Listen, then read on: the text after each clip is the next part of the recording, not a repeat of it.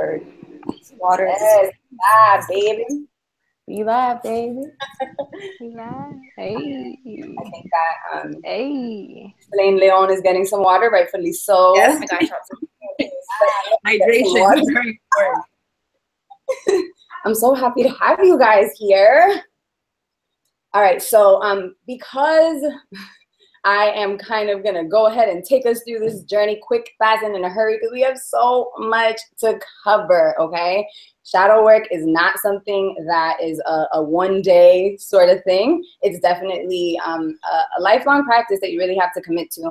So that being said, we're really just here to give you guys some tools and talk to you guys about some of these things. And then hopefully, if you guys have like questions about particular things, we obviously encourage you all to follow up with Destiny and with Ghislaine Leon and with Lissa. I'm gonna make sure that on the description we have everybody's links and all that stuff hyperlinked so that we can keep the potty going.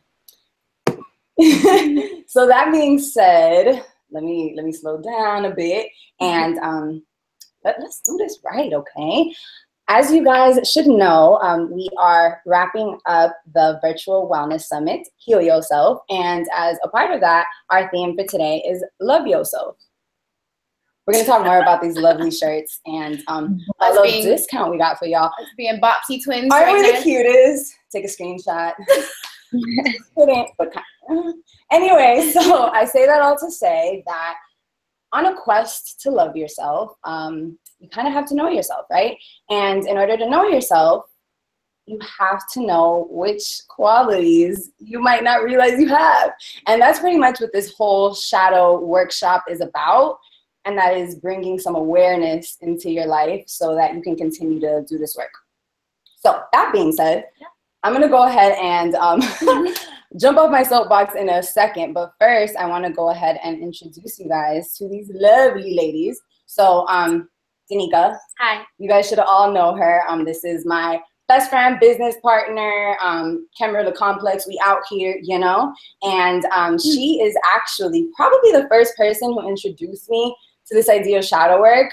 How? Without even knowing. Not with that terminology for sure, because this whole like ruha, spiritual wellness, like that is like something I've been skeptical of for a long time, up until maybe the last year, where I was like, this is real life work. Like magic is real, all these things are real, vibes are real, like all that. Yes. So I know I didn't give you the verbiage or said like, oh, let's do some shadow work. Let's work on ourselves. No, but that's not how it went. But I will tell you guys that Danica did have the opportunity to kind of show me that I had some work to do. And I think that that's something that our loved ones have that power to do, because obviously they see us in ways that we can't see ourselves. And the interesting thing about your shadow, which we'll talk about a little bit more, is it's usually more apparent to other people than it is to yourself. So one time, Nika mentioned ever so smoothly that something I did was manipulative. And I was like, my bad. What you mean, big dog? Me? So nice. Just keep it real with me. Keep it gutter. Like, if you want me to open the door, just say open the door. Don't say, oh, don't you like opening doors? Nice. No, not particularly. So I say that to say that prior to that, I just knew that I was A1. Like, I was super, super achievement oriented, and I was just all about getting things done and making sure that nobody had anything to say about me fucking up, right? So the minute that someone kind of introduced me to the idea that I might be fucking up, it forced me to start asking myself some tough questions. And so to Nika's point, back then I wasn't calling it shadow work, but I did realize that I wasn't perfect. And I did realize that trying to be perfect was not the move. And that's also something that I think Danica and I have definitely helped each other see and learn more about. And through Camarilla Complex, that's really what we want to do too, right? We want to help empower you guys to empower yourselves, really. So that being said, let's talk about the ladies we have on the line virtually. So I'm going to start off talking about Lissa, because Lissa probably was the first person that said that word, shadow. And knowing her has been so amazing. I met her during a time where I decided to close the first business that I began, and it was a time where I, for lack of a better word, felt like a failure, and I hadn't experienced that emotion. So it threw me off. It made me start once again asking myself those tough questions and really realizing that I couldn't associate my like self-worth with my achievement, and I couldn't associate my self-worth with honestly what my friends were saying about me or what anybody else had to say about me. And it kind of helped me to see that I needed to do some internal work. And because God does amazing things, Lissa came into my life during that moment. And I've always been I've always been very cerebral. So I've done a lot of reading, and I was trying to disseminate information that honestly I needed to hear. And I think that, thank God, Lissa kind of realized that I was on that wave trying to know myself. And before I know it, I got invited to this bomb ass group me, and that's what I met Destiny. And yeah, man, that group me was really something. Her face lit up too. She was like, I know it's coming. Like, it's me. Say hi, Destiny. Yeah. Hi, guys. The group me was great. The group me was great. Good time. It was the same sort of. It was the same sort of thing. It was the same sort of thing for me. Like that. Literally, the timing of that was divine, because, like, honestly, my life was falling apart, and they know because they were there. Like, I wanted, like, it was my life was falling apart, but like that was really when like the shadow work really started. Like, for real, no, really though. Like, like that shit was crazy, because like I went through a lot in my life, and then it was crazy because I guess, that's when I really had first started to like speak out on social media and stuff. And I noticed that most of the girls in the group me like were just people who I saw just on the same wave as me. So I'm like, okay, let's get together. Like, let's just connect and talk about this shit, because clearly we all going through the same things. Like, but y'all like really, like everyone in that group me like really helped me, on my journey for real. Just being able to talk and relate. So. Yes, that was bomb as fuck. You guys felt the same way, and I figured, I hope that you guys would, because I'm telling you, we won't get into the nitty gritty too much, but we were having deep conversations, like family relationships. What? Like we fucking knew each other forever, like for real. Like we jumped lifetimes together or something, because we talked about some real shit. Like. That's beautiful, though. I want y'all to know, and I don't know if you guys did know this, but during that time, obviously, we've been around Camarilla for some years now, and I was bringing back so many of those gems to my friends, like Danica, and it was hilarious because obviously we're a little bit confused. Danica, you should have just been in the group, girl. Like, I was not ready for that. I wasn't ready for that. Okay. Yeah, I was like, what you talking about? We going to, huh? Like. It was definitely people in the group who were like, what? Hold on, I don't know what y'all talking about. Hold on now. Terry. I was one of those people, honestly, if we're being real. But I say that to say that I know that from that community, we definitely helped other people in other communities. And obviously that's like my personal experience. But I say that all to say that I am so happy to know you both. And in the same vein of meeting people through the grace of God, serendipity, all that other good stuff, I met Ghislaine. I don't know if you guys remember, but my name is also Ghislaine. I'm blown, because obviously I was not familiar with anyone else who had my name, much less someone who was so much like me. So Ghislaine, and obviously you can add on to this, but when me and her first interacted, it was actually on Twitter. And she approached me and was like, hey, sometimes people think I'm you. Are you getting the same thing? What's happening here? And I was like, it's so weird. It's like, am I being catfished? Like, I've never known anyone with my same name either. All my life, I've been the only Ghislaine. And mind you, Ghislaine is Dominican. I'm Colombian. Our name is French. Yep. Oh, how'd that happen? I don't know, but listen, it has been such a great ride so far, because in the small little time frame that we've had with each other, we've had some talks that you feel like my sister, my little Dominican twin. So I love you guys all for being here. Yeah, we love you. Hi. Oh, we love you back. Yeah. All right. So now that we got our little intros and everyone guys, knows that we're really doing this from the heart. This is a family gathering, okay? And we're talking about things that are tough to talk about. So like I said, the healing, does not stop today, does not stop this weekend, but hopefully we can continue to empower you guys with the tools we need. So let's go into what this whole idea of wellness means. I'm probably gonna end up drinking. I brought you one in the beginning. This is what friends are for. You know, I try. So sweet. So wellness. It's a beautiful concept because it means so much and so little. So when we talk about wellness, essentially we're talking about the opposite of illness, right? And when we talk about illness, we're talking about imbalance. And obviously these imbalances manifest themselves in different ways, whether it be like, you know, mental fogginess or like actual physical pains and that sort of thing. So let's break down what wellness is as it relates to different areas of our life, and how we can start to kind of figure out where we might have some work to do. So breaking them down, first is physical. So when we talk about physical, we're talking about nutrition, we're talking about exercise, we're talking about habits, right? I like it. Danica got physical on lock. Wait a minute, tell not lock. Not on lock. I got a key.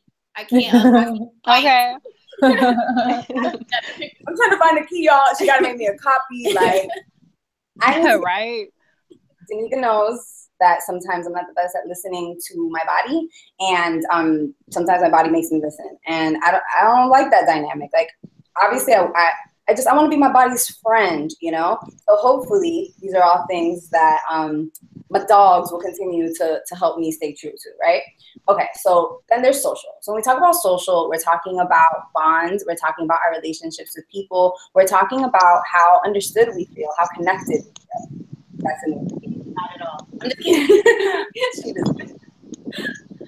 So when we talk about emotions, that's another component that is major, because unfortunately, I am one of the types of people who doesn't pay as much attention to my emotions as I should. And I think that what I've learned time and time again is that intuition is so important. And you block that out when you block out your emotions. Yeah. Or you tap all the way the fuck into them shits and they like make you crippled and like, wait a minute, I need to take a nap. Damn, that's I need a so nap from true. life right now, because that's so true. My brain is doing a lot. So. Yeah, and honestly, those are two different spectrums. But once again, that's more along the lines of imbalance. It's right? so funny because me and G, like all the time, from like years ago, we'll be like, you're the yin to my yang, the yang to my yin, because like literally the extremities, the extreme boundaries, like we like balance each other out for sure. Because I'm over here like I feel everything, she feels nothing. Like I'm all the way like in touch with like my body feels off, she doesn't. We don't know. Like so. But let me tell y'all, when I feel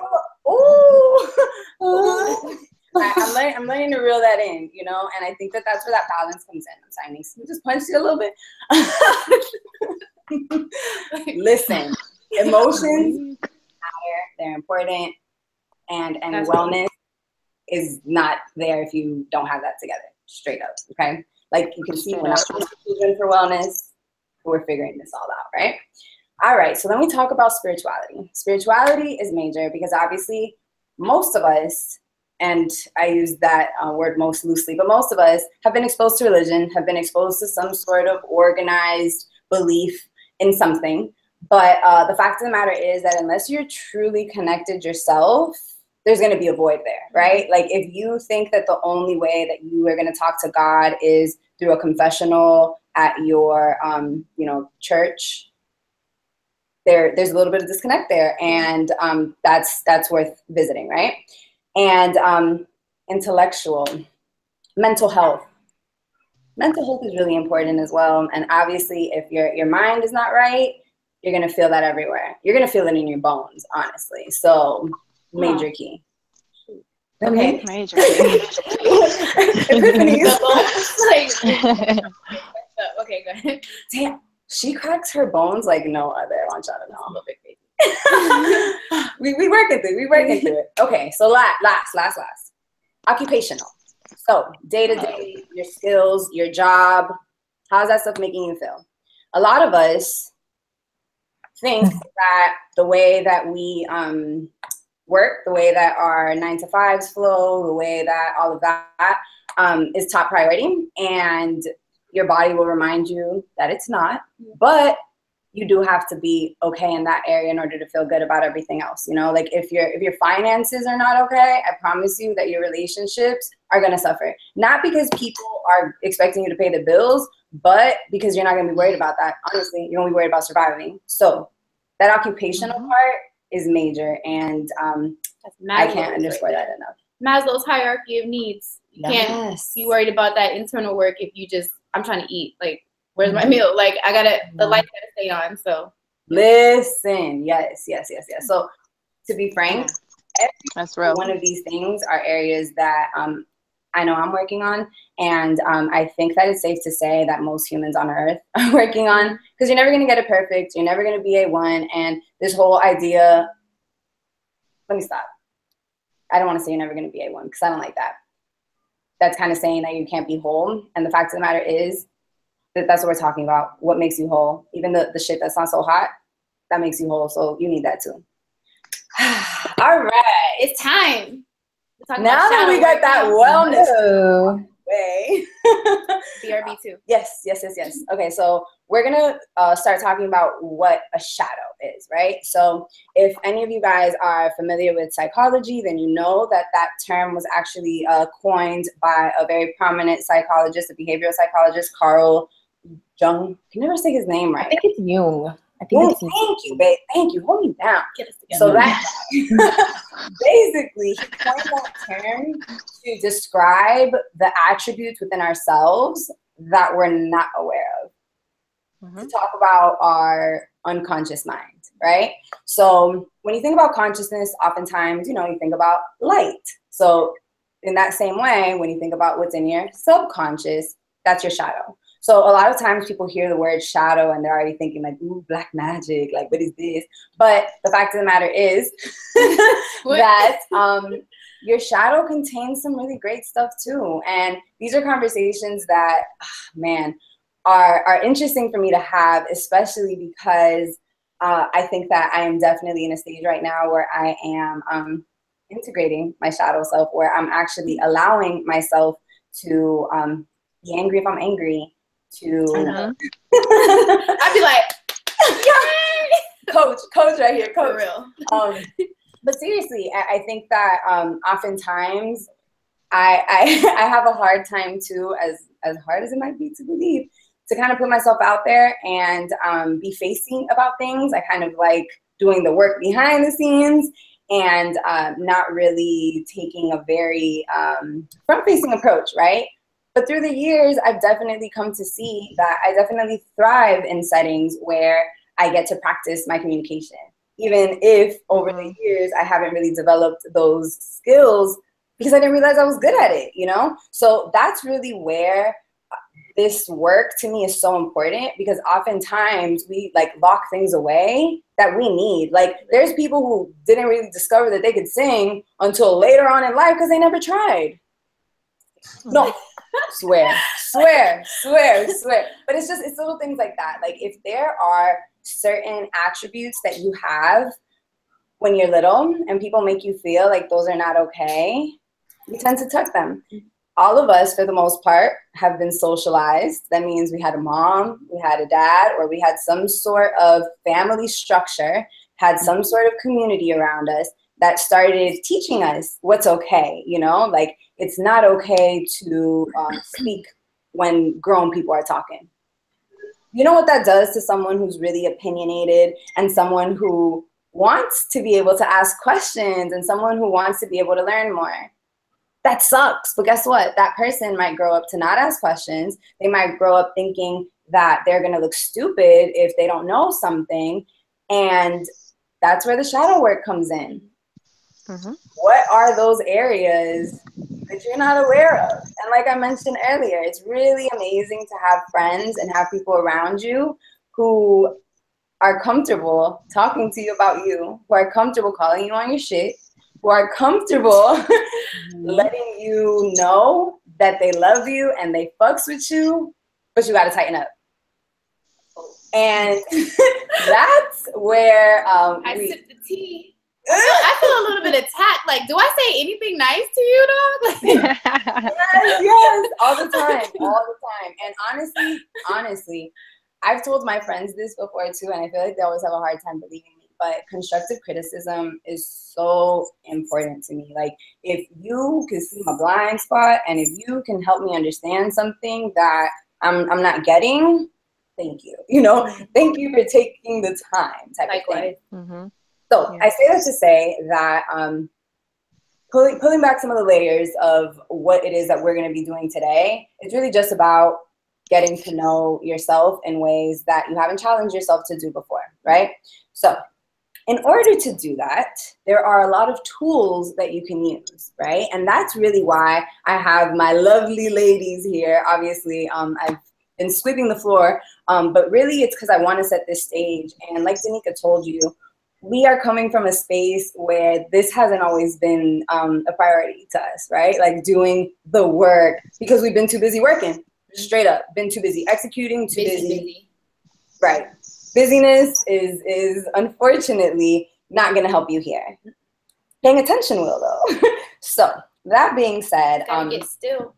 Gotta get still. It's so hard to be still too. It's so hard, and like I think that another thing that becomes really important too is just not romanticizing certain things. Like I think a lot of times we hear things like meditation and all these sort of things, and we feel like they're really far removed concepts. But I know, for example, just saying, absolutely that you speak on this, since I'm about to switch gears and have to talk about meditation, is so important to help you realize the things that you might not be aware of, right? So if you're forcing yourself to sit down, be quiet, and just be with yourself, thoughts are going to come up. You're going to think about, oh, did I take out the trash?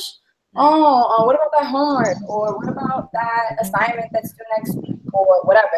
So as you're going through that, right, if you write those things down, then what do? You can work on that later. So just Lane, I'm going to kick it over to you real quick.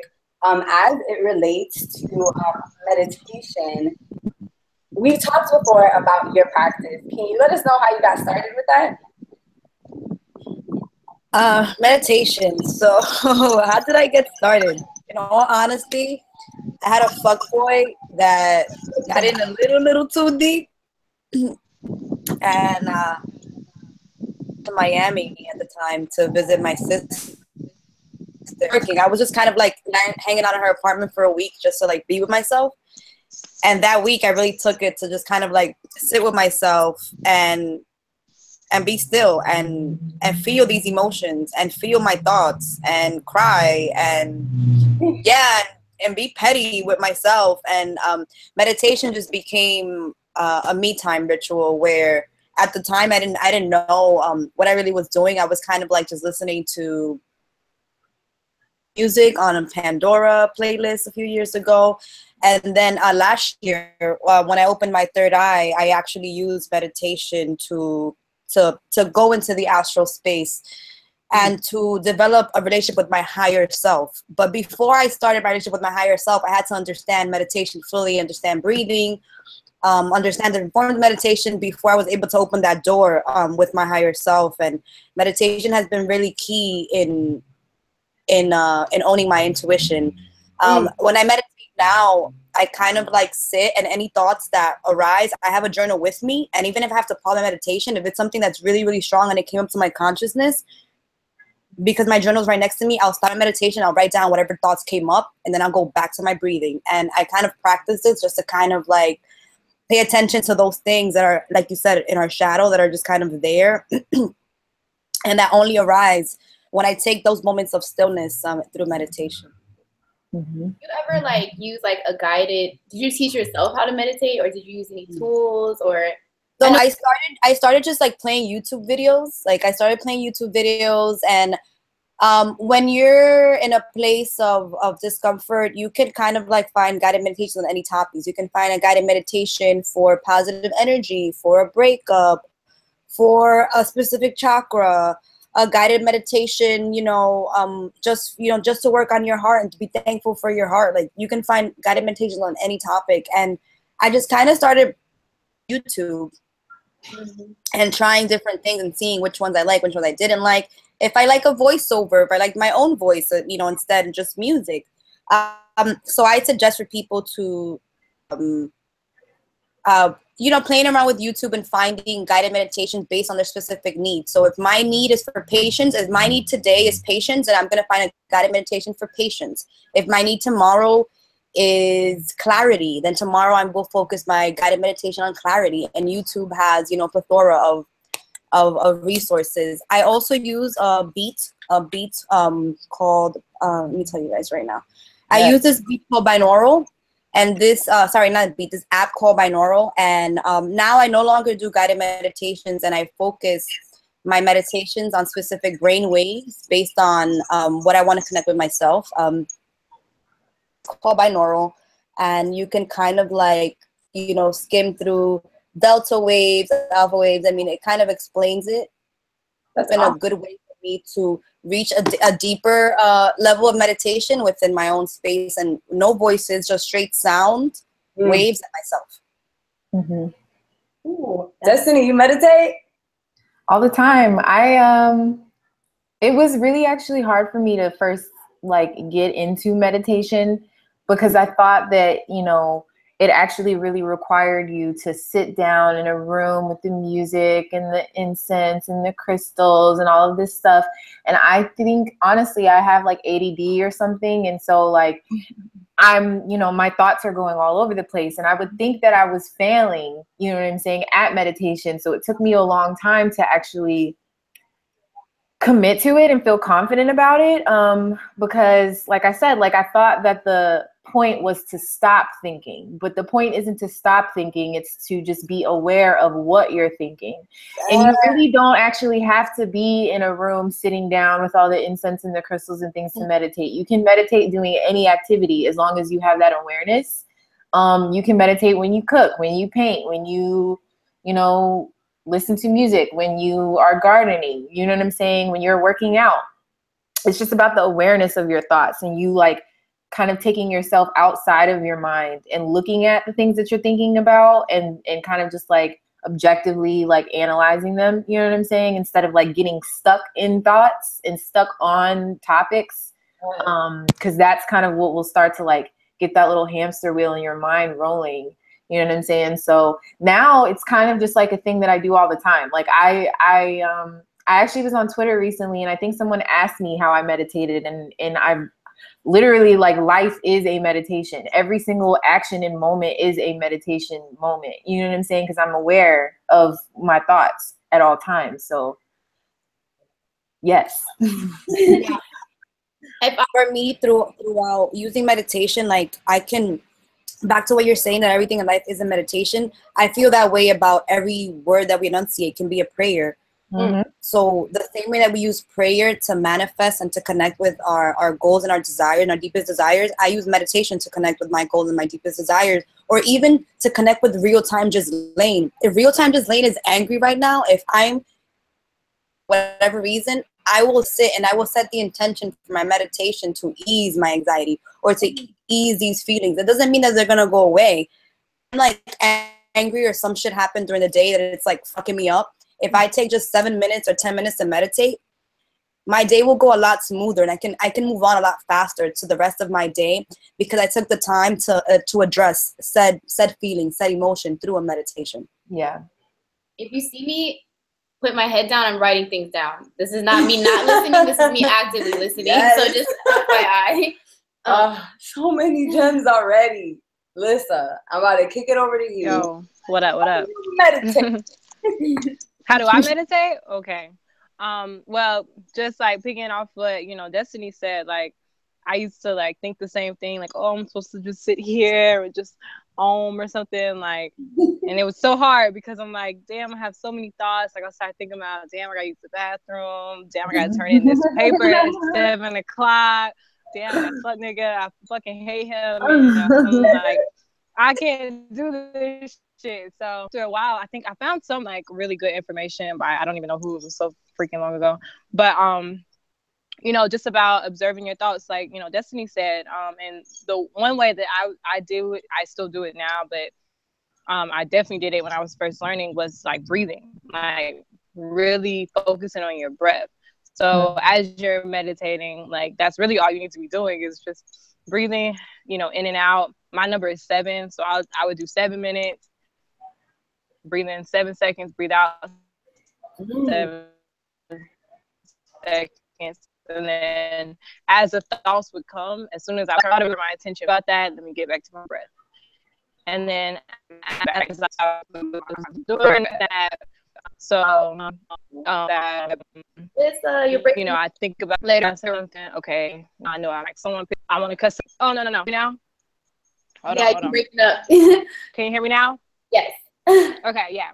So, you know, like someone might piss me off and I want to cuss them out, like off rip, you know, and I think, okay, let me breathe, go back to my breath. And now, you know, I'm no longer being controlled by my thoughts. You know, I'm able to master them. So I think that's really what meditation is all about. It's not about controlling your thoughts or none of that. It's just mastering your thoughts, you know, knowing what is, you know, just your mental capacity and what actually is your entire whole capacity. Because, you know, if we compartmentalize and just focus on one aspect of ourselves, then we're missing the rest of ourselves. So, you know, anytime we're too much in our mental, then we start to get controlled by our thoughts. So, you know, that's my method.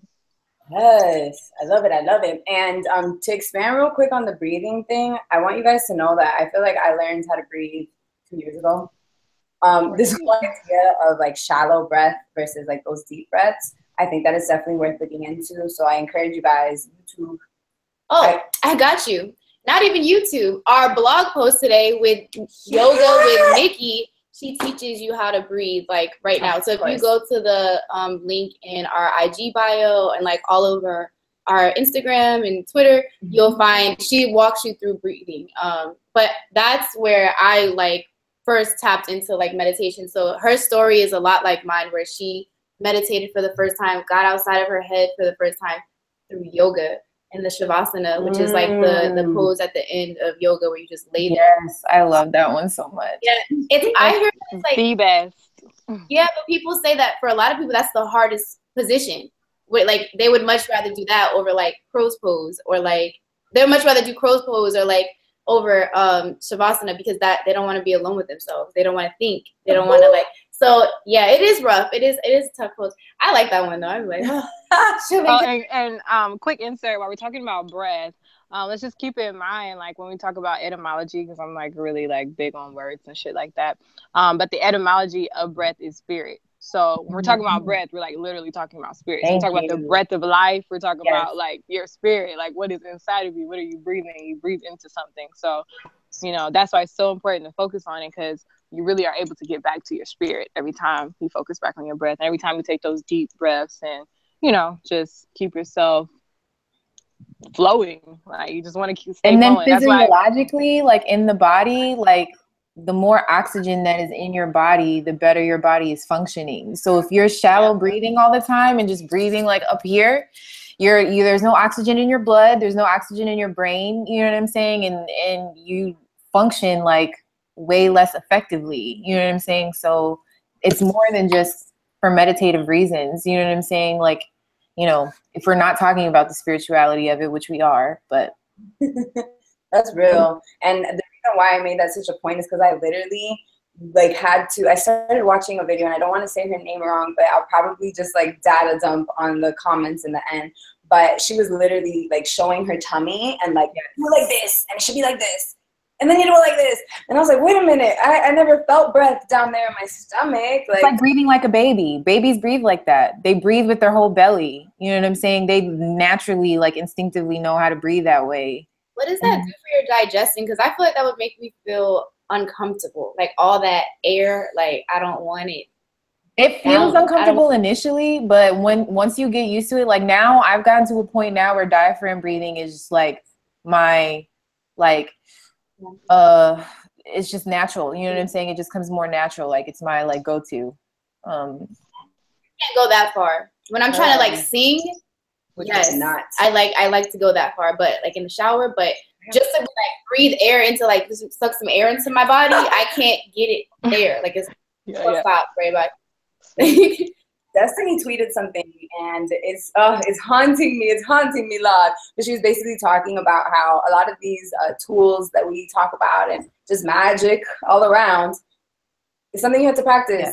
What did she say? Like the same way you brush your teeth, the same way you go to your little whack ass job. The same. I was like, Destiny, why are you talking to me, girl? But really, like just have whole idea of like practicing. Like when she said that C word, that commitment word, that definitely hit me in my heart, because I definitely know that that's what it takes. That's what it really takes for you to even want to show up every day. Because if you commit to it, at minimum, you're gonna try to show up, right?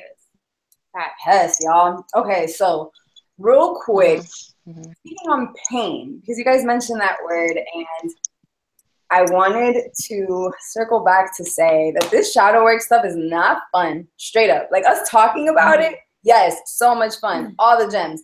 But actually doing the work fucking sucks, because it hurts. Straight up, it hurts. Because if there's a certain side of you, so for instance, and I don't need the therapy right now, Lord. But let's say I grew up thinking that I don't know how to spell, right? Because I don't know, I just don't know how to spell. That's it. What if what's really behind that is maybe I'm stupid? Maybe one time I tried to participate in a spelling bee and I did really bad, and then I kind of internalized the fact that I think it's the converse. Maybe you grew up thinking that you were stupid, but really you just don't know how to spell. Like that's the real issue. Like it's the other way. Yeah. So listen, we had experiences in primary school where her classmates might have made fun of her and consistently repeated to her, "You don't know how to spell, yo. You don't know how to spell," or your siblings or someone along the line made you believe that. Trust me. Right. So listen, so holding on to that and just saying, I'm gonna come back to you, because when we talk about this childhood trauma stuff, I'm gonna need you to come through for me. This is one of those examples where I say that to say that a lot of times we tuck that away, right? But then guess what? Let's say I post something on Twitter and I spell it stupid as shit, and then I have all these thoughts come back to me like, oh no, I'm such a loser and I suck so much and I don't know how to spell. That feeling of like, oh no, nobody's gonna like me because I'm a loser and I don't know how to spell. That rejection, that comes back, right? Mind you, I want you guys to know I gave y'all like a super shitty example because I'm really bad at being open about my own life. I'm not gonna give you no real example, something that I can't relate to. I'm dead. Listen, I'm gonna give you guys a real one. Fuck. Okay. Growing up, I was always told that I talked a lot, right? So I think that throughout my life, that was something that I was really mindful of. And like even in college and stuff, I remember legit having classes where I didn't say a word. Like, y'all just gonna give me my little A's. I'm just gonna write my ass off. I'm just gonna write. Y'all don't even have to hear me speak, right? And then I think that the moments in growing up and in my adulthood where there was that friction of being misunderstood, it like took me back to that idea of like, oh no, maybe I'm annoying. Maybe people just don't wanna talk to me. And mind you, that's not something that I internally or like consciously, right, knew. But it was something that later on I was like, man, fuck this. I don't care. If someone doesn't care for what I have to say, they don't gotta hear it, you know? And if I see that what I'm saying is not welcome, I just won't say it in that space. But that doesn't mean that I should speak any less, you know, or be any more open. So anyway, I say that all to say that like, even if you felt some weird ass rejection when you were 3 years old, okay, those things, once you start trying to work through them, you're gonna feel like that 3-year-old. Like you're gonna feel like that kid whose mom said, be quiet. And that's actually a real story. Like, I think that was really what did it for me. Like one time, 3 years old, I had these little bubbles. I was like talking too much. My mom was trying to record something and she was like, stop it. And I was like, what? After that, before I knew it, I was shy. Before I knew it, I was getting put into all these classes to help me not be shy. For real? But guess what? I was never shy. I know that. Yeah. You were carrying all these bags, you know? Girl, yes, seriously. And obviously now is where I'm kind of reintegrating and seeing that shyness, it really comes from fear. You know, it's being scared. Right. So then I had to have conversations with, you know, little Ghislaine, like, it's okay, babe. Like, you're good. So I'm about to kick that over to her, with her, and with myself. But now I'm going to kick it over to you, Ghislaine, because I know for sure that this is near and dear to you. I want to piggyback on the last statement when you said, you know, talking to little Ghislaine and saying it's okay. These moments where you as an adult have to talk yourself through, for me, I had to learn how to mother myself. Ooh. You know? Yeah. What? And Y'all the same. Yeah. She said that word. I really had to learn how to mother myself because I wasn't even raised by my mama. I love my mama and she's around.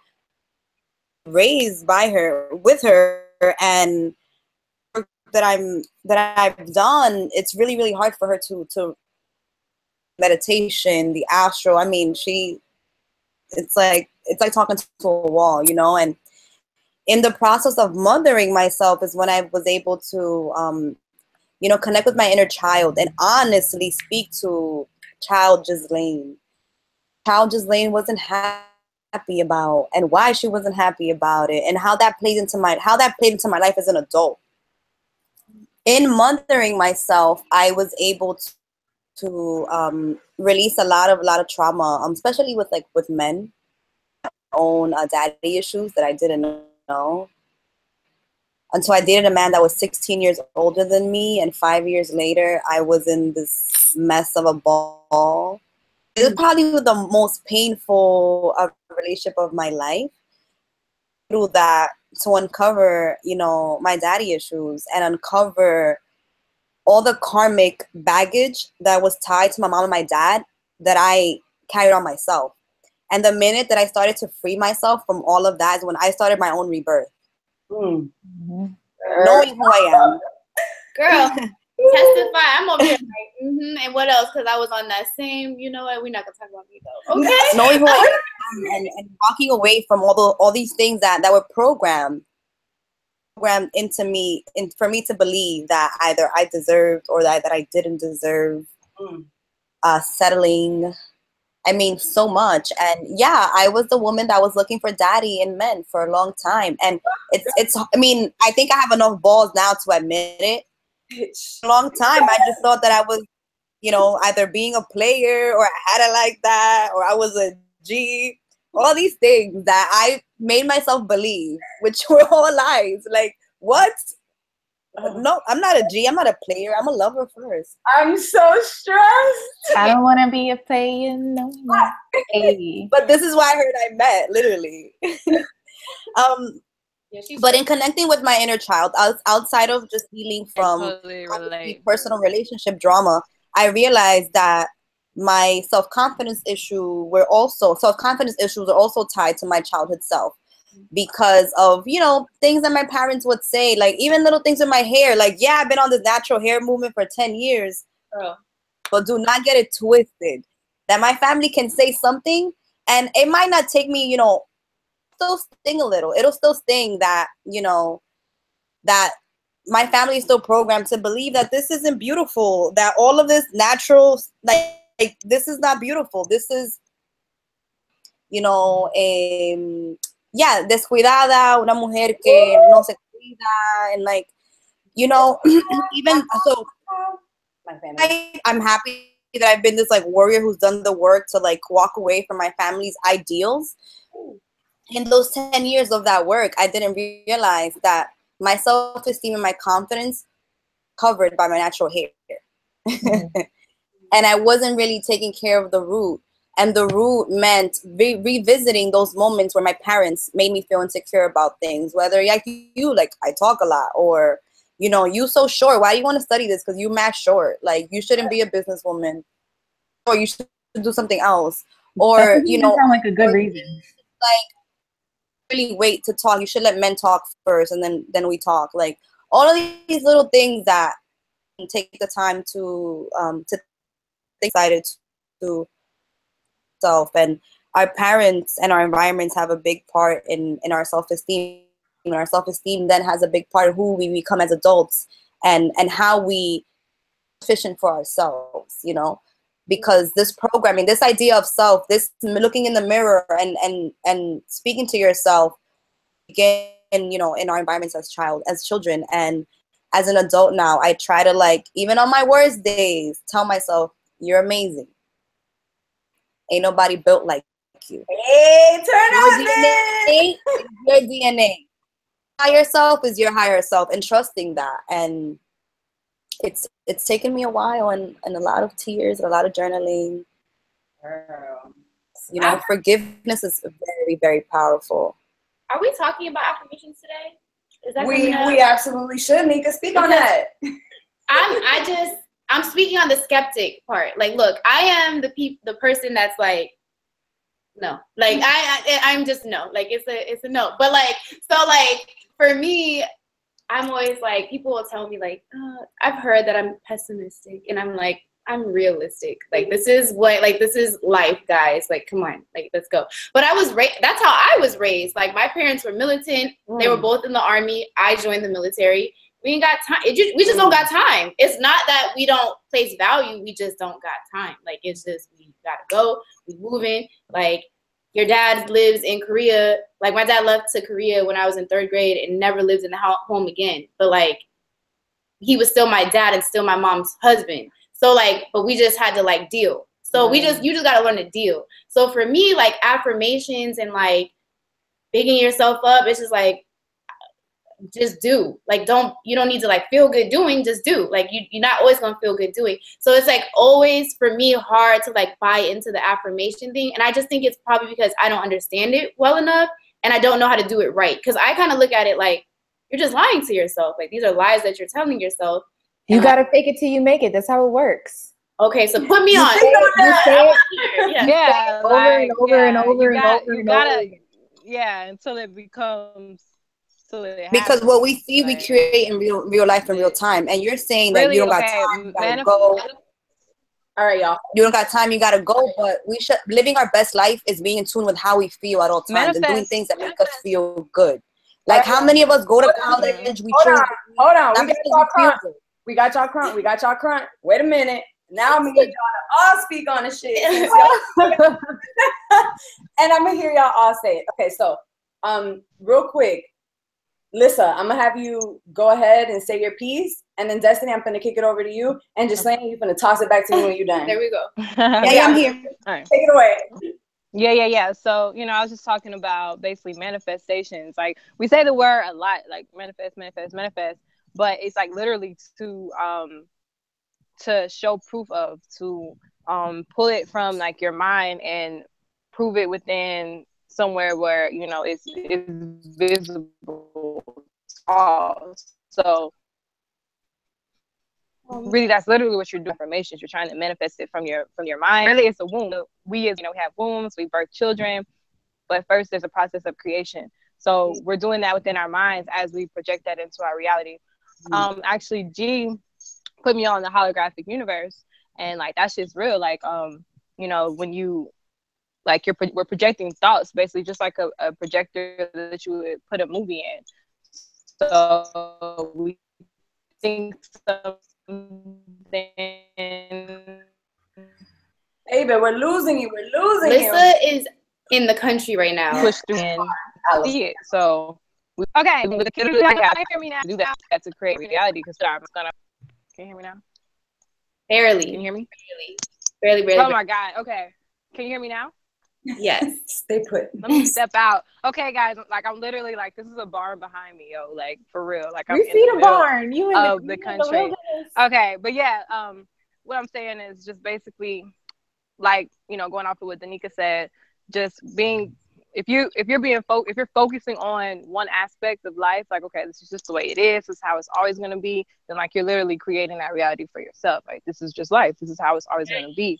I remember going back a couple of years ago, like, there was a lot of shit, like, I didn't really understand what I was doing. I just knew, like, that this is what I'm supposed to do. Like, I'm supposed to write affirmations and say it and burn it and, put my crystals on it and all that shit. You don't even have to do all that. But, that's what I was doing. And I didn't realize until, like, months later, like, wow, everything that I was writing is like actually happening. Like, I'm actually creating this reality for myself as I go. And the more thought I put into it and the more energy I put into it, and most importantly, the more people that you put in that same wavelength and that's helping you to create that reality and project that out into, the multiverse, you're actually going to eventually create that even within yourself. There was times when I, like, for instance, I had a baby. So stretch marks, I got stretch marks like everywhere. So I'm like, at one time, I did not like that shit. And I had to just, like, literally stand in the mirror and just, like, really just speak into myself, speak life into myself, and speak beauty into myself until, like, one day I really came to appreciate it and, like, really love it. And I know that that was from me speaking that forth into the universe and speaking that forth into my own mind, and not just settling for whatever thought, that it could be or whatever someone else told me. And the same thing with going with, like, childhood trauma. a lot of that stuff, the same way that we're talking about affirming something else, most of that stuff was affirmed into our reality. So when we're talking about G, you know, it was affirmed into her reality that you're talking too much. You know, people don't really like you because you talk so much, whatever. So it took her to project it into her own reality, like, no, you know, that's not true. People do like me over here. You know, y'all might not like me, but people over here like me. You know, I can speak. You know, I speak well. I should write. You know, you have to pretty much do the same thing because the programming is happening. You know, every day. Like, we're being programmed. You watch TV, you listen to music. Someone's programming you with some sort of information, with some sort of thought, and to create your reality.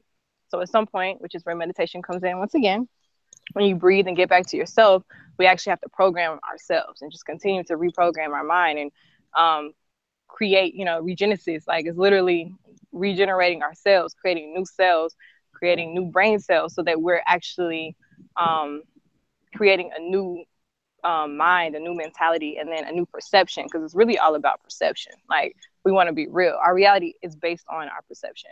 So if we can create a new perception for ourselves and understand how to shift our perspectives as we shift paradigms, then we literally can shift our entire existence. So, you know. I'm so glad you got some service, because I needed that word this morning. Yes. Thank I'm you. here like, I'm sorry. I'm going to have to walk around because I'm like out here.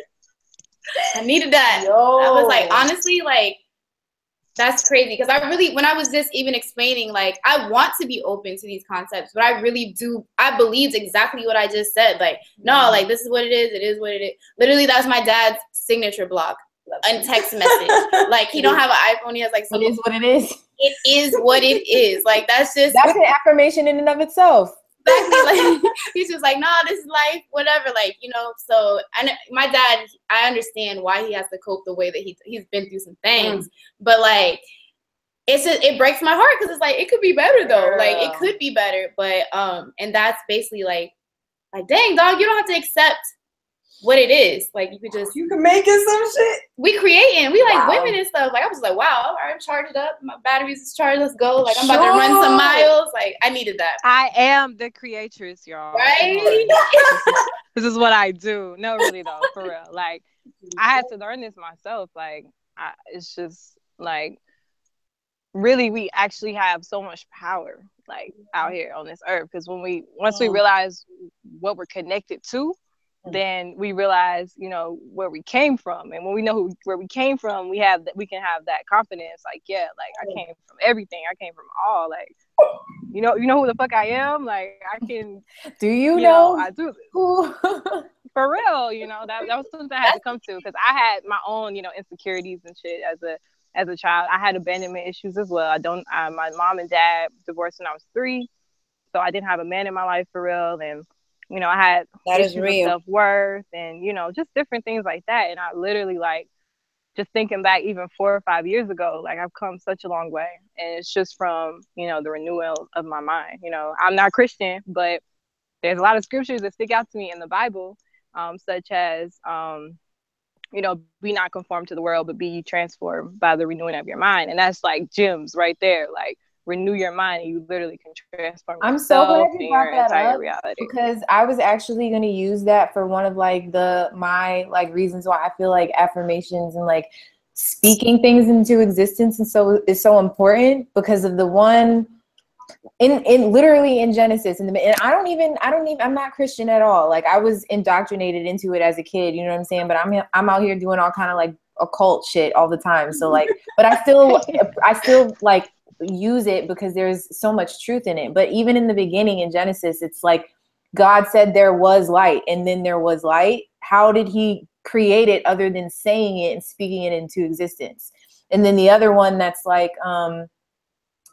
in the beginning there was the Word, and the Word was with God, and the Word was God. Like, using your voice is how is the essence of creation, and that's how you make things manifest physically. It has to come from your mind first. So you have the thought, the imagination, the image, and then you speak it or you write it, and then it becomes. You know what I'm saying? So like, and it does take discipline and consistency. You know what I'm saying? Because, you know, you can't just say it one day, say an affirmation one day, and then expect for the thing to appear. You know what I'm saying? It's like programming. It's literally like programming your mind and then programming reality. waves, because, you know, the sound creates waves, which actually manipulates space. You know what I'm saying? Like air and atoms. You know what I'm saying? So it's a very like physical process, but we just can't see it. It's not like a thing that's in front of our face. I believe. I'm sorry. I'm gonna piggyback off of that because she said some real shit. You know, just talking about, because I don't know why we're on the Bible, but since we throwing Bible gems, another one is life and death is in the power of the tongues, and tongue is literally tone. You know, and when you talk about tone, then we're talking about the vibrational frequency that comes from our voice. It's projected out into the atmosphere. So it's like, you know, what we're saying is literally a vibration. It's putting us on a certain vibration. It's putting us on a, you know, a certain frequency. And depending on what you're speaking and what you're feeling as you're speaking it, that is the frequency that you're literally, you know, riding for yourself. So that's why, you know, mindfulness, meditation, being able to master your thoughts, and so that you're not projecting the wrong ones out, and then being able to speak out into the, you know, to the universe, like, yo, you know, this is what I want, this is who I am, this is what I'm about to, this is what I'm doing, not even about to do, this is what I'm doing right now. Even if you're not doing it yet, I'm doing it. Even if you're not that yet, I am, you know. So that's real shit. Yeah. Wow. I am transformed. I'm reborn. How beautiful. And that's a lot. I want y'all to know to even hear. No, honestly, I can't be got. Like, I am not convinced of anything. I'm Danica, like, I got it sermons. Like, literally, that should be my Facebook. Like, put a name, like, the I got it in the middle. Like, I need that because I really don't like to be told anything. Like, no, I got it. No. So, like, no, I'm good. No. Yeah, like, I got all the gems I need that I found on my own to find yours. Like, whatever. But so no, I really, really felt that. That's wow. I'm ready to go run. Okay. Yes. Oh my God. Okay, so, just saying, if you want to expand on affirmations, I'm here for it. But if not, I'm gonna throw another one at you. How you feel? Let's go on to the next topic. All right, mi amorcito. So here's this one is near and dear to my heart. And the reason why I want to throw it back over to you is because you talked about journaling. And then I might throw it back over to Nika because I know that my dog be on it. But so we were talking about tools, right? And we talked about meditation, breathing, all that other great stuff. We talked about our affirmations and how obviously the things that we say matter. Words mean things. Words are spells. If we're being real, like spells, and we all know. Well, let me not say we all know. I have come to find out that, you know, curses and all that, it's real if you believe it, right? So that said, in the spirit of words meaning things, writing to me is obviously something that's very near and dear to my heart. On my blog, I actually talk a lot about like the idea of like neuroplasticity and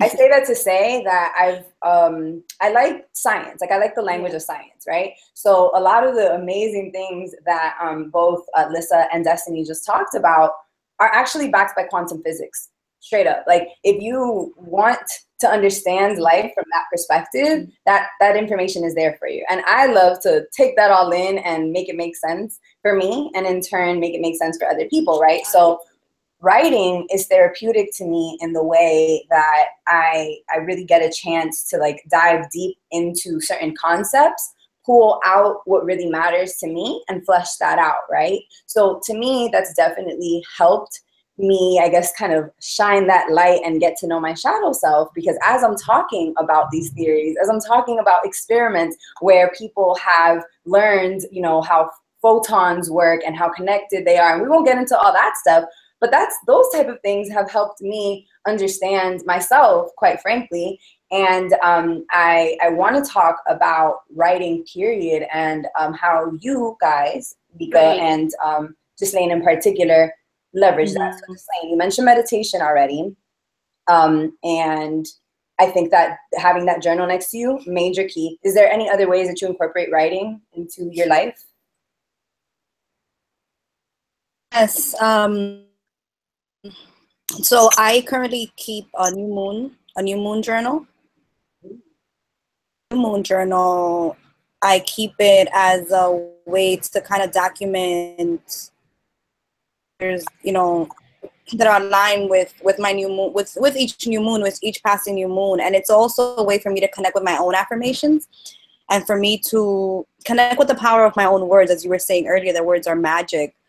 The new moon thing is still very new to me. It's only been like maybe like 3 months, because I journal in my own diary, like things, and then for this specific journal, I kind of just have a clean page and write down those things for each new moon. But I would say that during full moons is a good time for us to literally write yourself on the things that you are tired of with yourself. Because I know y'all get tired of your own self sometimes. Like, I know I get tired of overthinking, and I get tired of thinking about said person that is not nothing to think about, and X, Y, and Z. So for me, full moon. Why are you attacking me? Full moon journaling has helped me speed up the process of being definitive with the things that I want to let go of. Ooh. And I think that we could be very wishy-washy with the things that we know don't serve us. And journaling and being 100% honest with yourself is an easier way for me. It's been easier for me, at least, to be like, all right, this gotta go, and I'm writing this into the universe because this has got to go. So how do you write? Okay, so I do journal, and I actually, there's two thoughts, because you were talking about the science thing, and I wanted to like bring that back, because I spoke to my friend Nikki that I used to live with in Monterey. Well, we lived in the same town. We didn't live together, but and she, like, amazing story. Like, please read the blog. Like, it's not even because I wrote it. Like, it's because of her story. Like, it's not me. It's her that I want people to like be exposed to. But she talked about the, like, she's like this yoga like guru, and like she does like these red tent circles with women, and she's all about like spirituality. And I always would talk to her like at work, and I'd be like, ooh, like, ooh, girl, like, you got a lot going on over there. But then also, like, conversely, she also relates to the idea of like putting the science behind these real practices, like these spiritual practices, and like putting it in a way. And this is what she said. I'm gonna read it really quick. She said that I think the reason that we have to have scientific words for spiritual concepts is because when we go down the path, the mind will try to take you off the path. If the mind understands that if the mind understands why you're doing what you're doing from a scientific perspective, you bring it back a lot quicker. So you're not at odds with yourself, trying to convince yourself of like this new concept that you're being exposed to. That resonated with me, because me being an overthinker, plus one, I'm always arguing with myself, like, and everyone. Like, like, the tea. What's up? Like I got something to say. But like and that has like been an issue in some of my relationships. Like the last guy that I was dating literally said, like, you can enjoyment when we're at odds. It's like, I'm not enjoying this. We're like learning from one another. Like, that's what I enjoy. Like, we're moving forward. Yes. Like, we got to do this first though before we can move forward, so we can understand each other. But all that to say that I'm always at odds, and so that part, the scientific aspect, is important to me because it helps reconcile the things that I tell myself don't make sense. And even like the Christianity aspect, that has been another reason why I've been closed off to these type of concepts, because I've been indoctrinated to like ask no questions. Like, this is what it is. You are blessed. Like, go. So just listen to me. And it's not just have faith. Just have faith. Exactly. And like, don't question anything. But I'm inquisitive as hell. I got questions. Me in the back. What is this? Oh, who is this girl? Where she came from? Like, I got questions. So you got all that air energy in your chart is what you got. Wait a minute. She remembers. Wait a minute. Don't remember my chart now. Hold on. I'm getting ready. You see? Woo, I feel exposed. Therapeutic. Right. But so for journaling, this is the question I have for Ghislaine. How do you like, so the new moon thing, that resonates with me, because I do write, but I don't let go. Like, I'm going to write about this for a lot. Like, I have not relaunched my blog. I haven't written not one post, because it is 2017. The last post I wrote was January 1st. And I'm just like, bro, like, I'm writing about the same things. Like, how do you just let it go? Like, what do you do? Like, I'm ready to move on with the lessons that I felt like I've learned from 2016. Like, I'm over XYZ person. Like, let go, let's go. Like, I need to go. So how do you, like, what is this new moon thing? Like, what's the practice behind it? Well, full moons are time for us to release things that don't serve us, and new moons are times for us to bring in the things that we want to see. So I use these 2 lunar cycles to my personal advantage to work on myself. Everyone, but it does work for me. I feel like for you, you seem to want to have a timeline to letting go. And the first thing that I want to tell you, timeline. I'm a control freak. I gotta know when's the deadline. She said a timeline. Earlier, you ain't got no time. You gotta go. You said you don't got no time earlier. I don't. But a couple of questions that I've answered, that I've asked myself to start that relationship with my inner child, that helped me deal with a lot of my issues as an adult, were questions like, what inner emotions trigger what external events trigger my inner critic?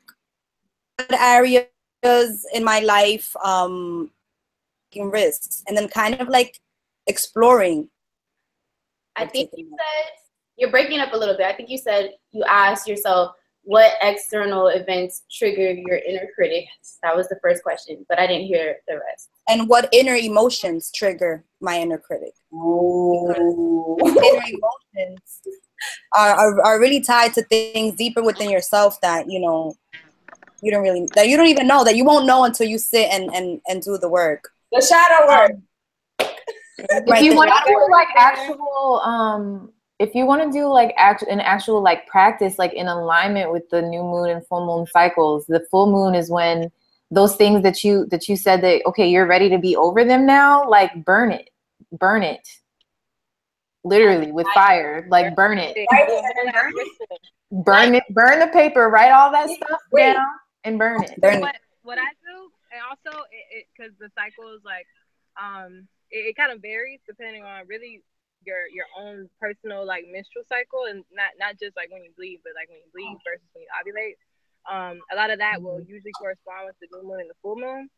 So I kind of switch depending on like the period of my life. But when I am in like the most normal phase is for women to bleed on the new moon and then ovulate on the full moon when they're like fertile.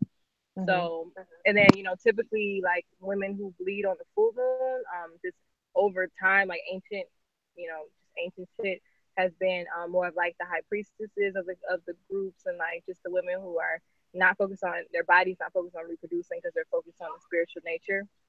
And but if you're going by that cycle, I'm sorry, go ahead. What happened? I'm so effed up about it because like the fact that your like menstrual cycle is tied into like your power is effing with me, because I'm definitely on birth control that I don't even get one. So like, what does that mean?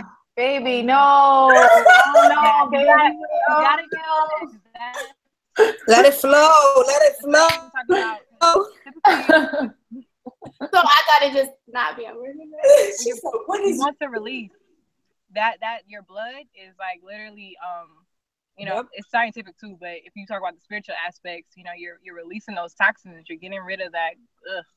Get rid of it. All of this, like, so you want to do that. You want to journal and you want to burn.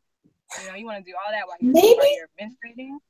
And maybe that's why I can't get over it. I just got on this birth control like not like around the same time, bro. I'm not even bullshit. Because think about it. Think about what happens when you have a period. Like you have all of that. You're developing that like lining or whatever in your uterus, right? And that's holding energy in your body. And if you never have a period, you never release that energy, and it stays there, and it stays there, and it stays there. And that manifests, that manifests as like a lot of other things. That manifests as, for women, like emotional, we have a lot of emotional issues, and especially if we're one of those women who holds on to our emotions and doesn't even release that in another healthy way, such as writing, such as crying, such as running, whatever, then we're really, really holding on to shit that we gotta purge, like literally the purge, like that shit has to happen, because, holding that just, on a physical level, it manifests as, disease. On a spiritual level, it manifests as like just disarray and just disconnection from the all. On a physical level,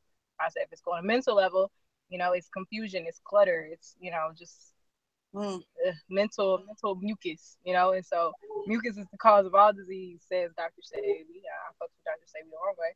So, you know, we got to get rid of that in the mind too. You know. What? I am effed up about it. It's in my arm. I can't take it out myself. I gotta go to the doctor. I'll drive you.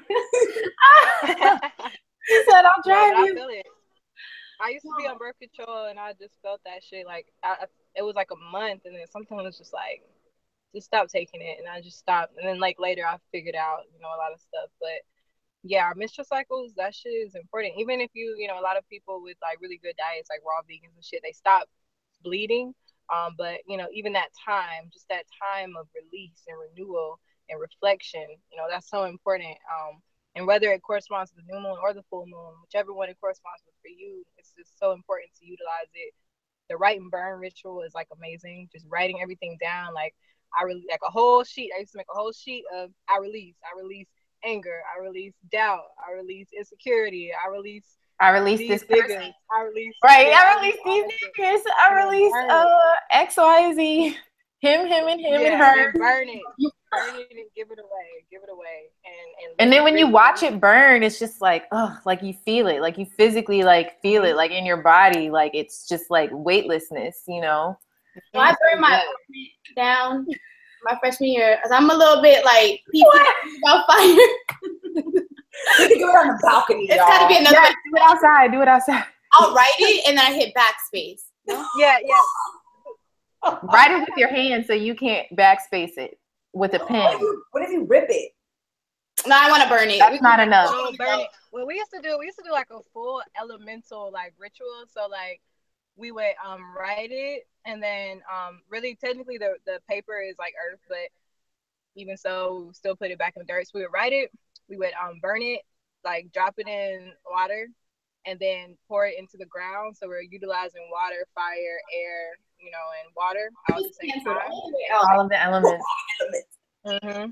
So that was just a cool thing I used to do. I really don't even do, like, now I feel like my powers has gotten a lot stronger, so I just like think that shit, like I release you, but like, you know, it's just the intention in your mind is actually the most powerful thing. When you do the practice, it helps you align like your body and your mind together. Mm-hmm.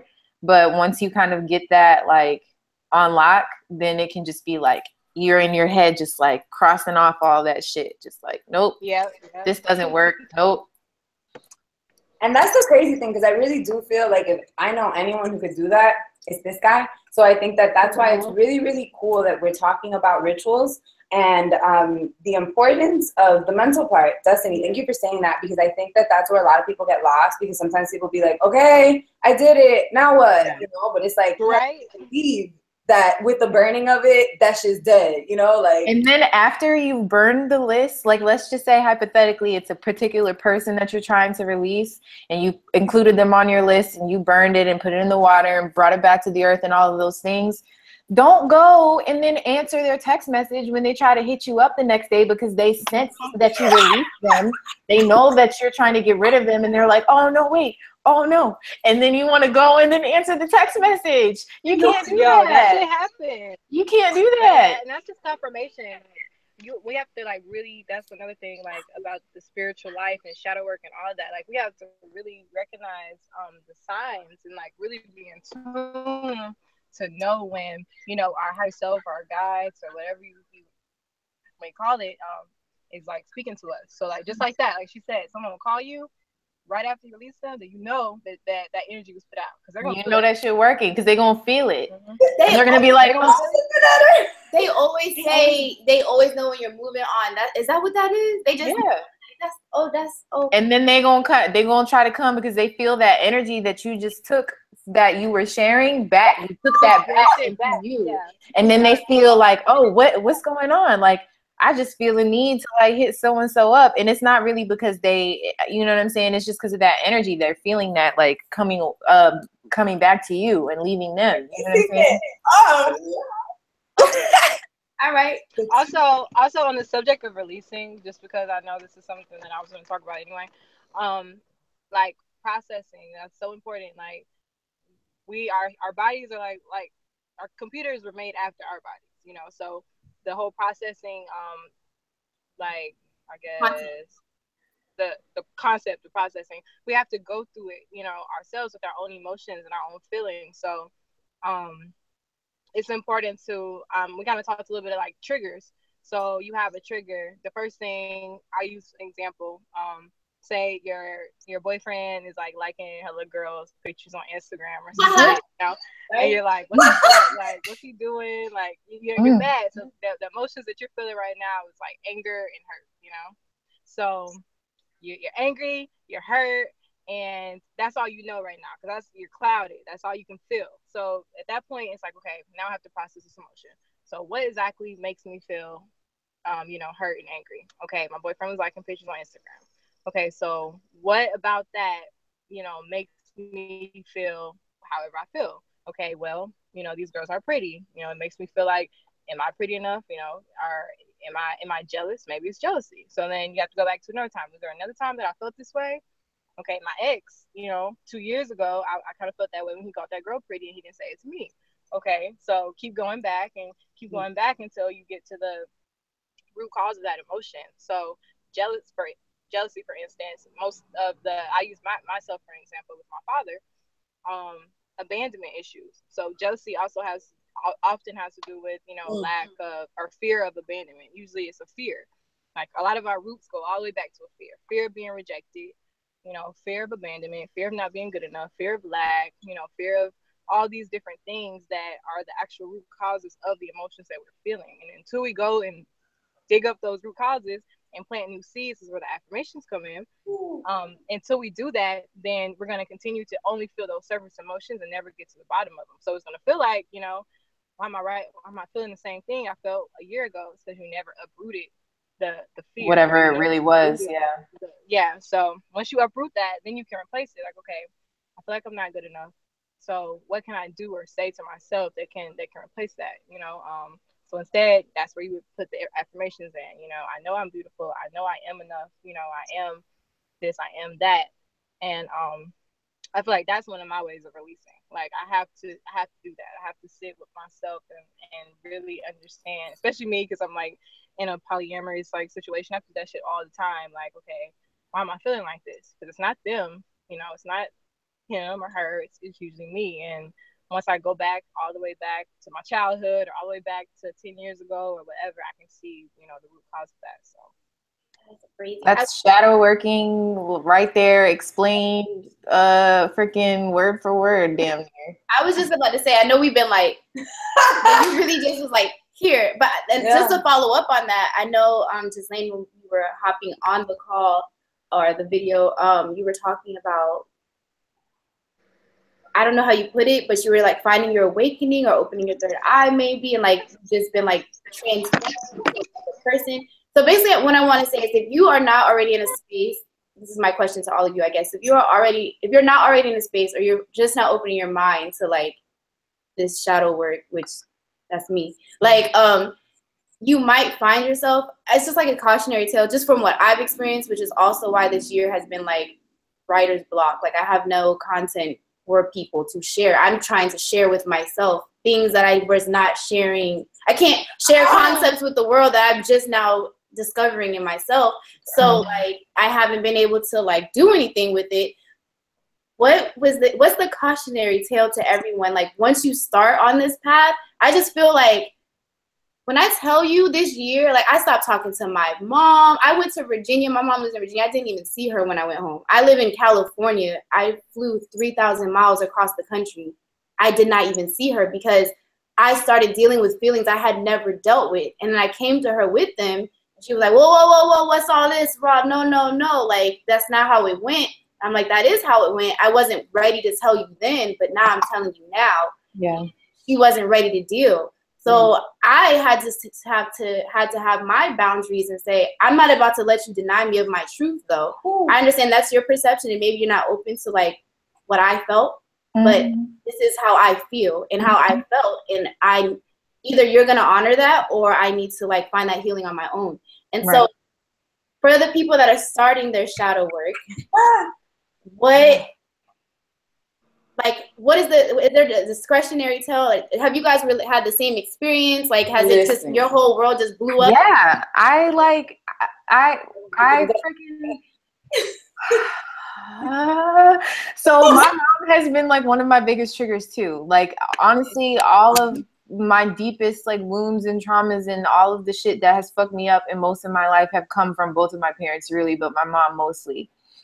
And when I really started doing this work, it was the same sort of thing. Like I'm starting to really like go deep into myself and realize like where these things are coming from and where they were sourced from.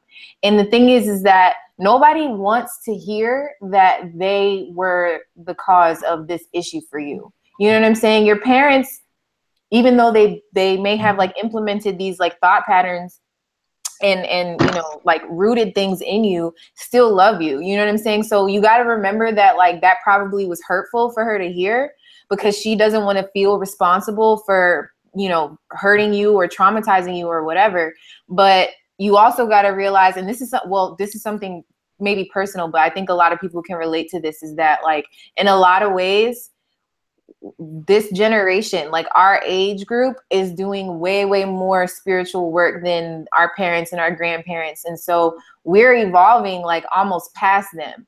And it got to the point where I realized that like I would come to my mom with certain things and be like, this is what happened, and I'm processing this and I'm remembering this and I'm feeling this.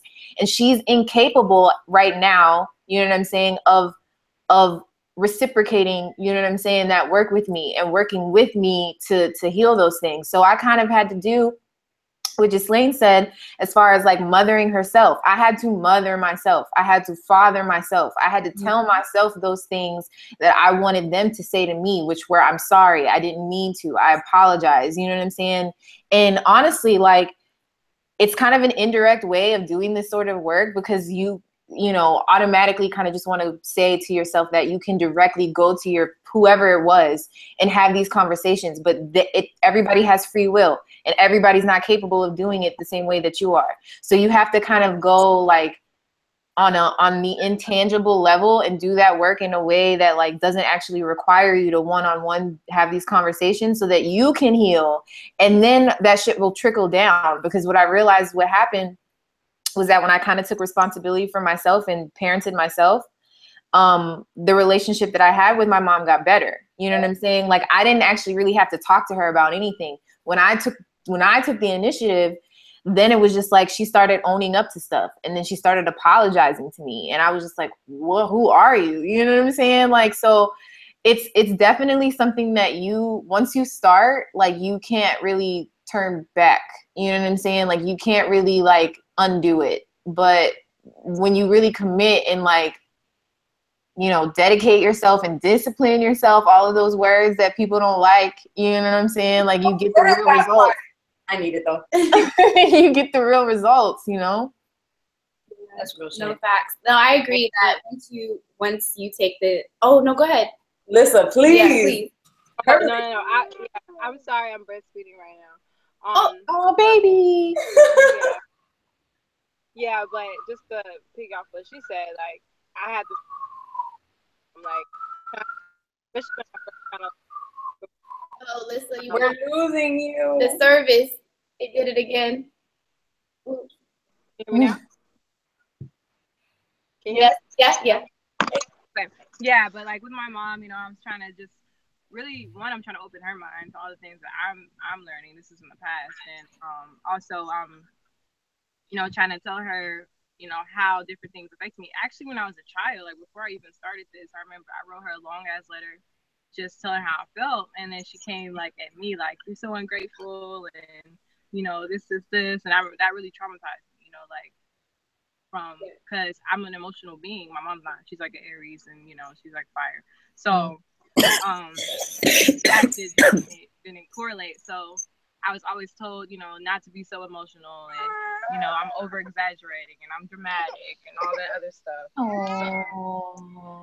So once I started to just do my work and really like find comfort in myself and find healing within myself, I was able to really bring her forward, pull her up to speed. Like, you know, this is what I'm doing. You know, she could see the changes in me. And for changes, you know, she was able to see, you know, now she just kind of openly says it, like, you know, yeah, I did this and I did that, and we can work together like a lot more. We work together on our healing more. We can connect way more, and we have much more of a friendship than, you know, like a parenting thing. So that's kind of what I'm trying to instill with my children, because I understand like that, you know, this child right here was like, give me my food. I was gonna say too that you wanted to. Oh, my bad. Sorry. Yeah, but he came here knowing, you know, that I would be his mother. You know, he came here knowing that, you know, he had lessons to learn through me, and because of my experience with my mother, I'm able to tailor my parenting, you know, in a way that's less like authoritarian and, you know, psychology terms, but, you know, less boss and more partner, you know, because even, you know, our children and us to our parents, you know, age is really like, what is age? You know, what is time? What is that? Because we're coming into this earth with like so much knowledge and so much information, and we really have to find a way to connect with the older generation, especially our parents. Like heal with our parents, talk to our parents, and get that wisdom from them, and allow them to get the knowledge from us. And the only way we can do that is to actually heal from the trauma and help them heal from their trauma and their programming. And, you know, and the best way to do that is to not be accusatory and to be compassionate. Understand that they went through a lot of shit too. You know, everything that they did to you was, you know, was cause and effect from what happened to, you know, their trauma. They got trauma too, you know, so they don't know a lot of the things that they're doing or that they have done to us. Most of it wasn't intentional. So, and when we know that, we can really empathize with them and see them as our equal and not, you know, see them as more than us or less than us, and, you know, actually get those lessons, those karmic lessons we need. Break those generational curses. That's real. Thank you so much. Sorry, excuse my baby. No, please, I love that. And I'm so happy that Lisa and Destiny, I really appreciate you guys opening up about that, because to be completely frank, I didn't realize that I had any pressure with my mom until I started having some of the conversations with you guys. And I was like, oh, wait a minute. So y'all don't do this? Like, so, that's not normal. And to your point, I think that in me kind of doing the work, my mom started doing the work too. And I think that divine sort of timing, like I just had to take care of myself, and God's taking care of all of us, you know? Good shit. Okay.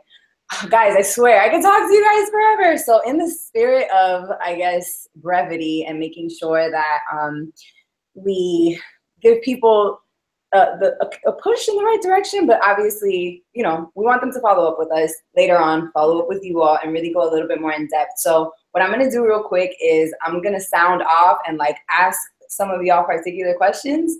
And I know that you guys can all probably speak to a lot of these different things, but in the spirit of time, I guess, I'll just make this like a Fast and Furious question hour. Well, minutes.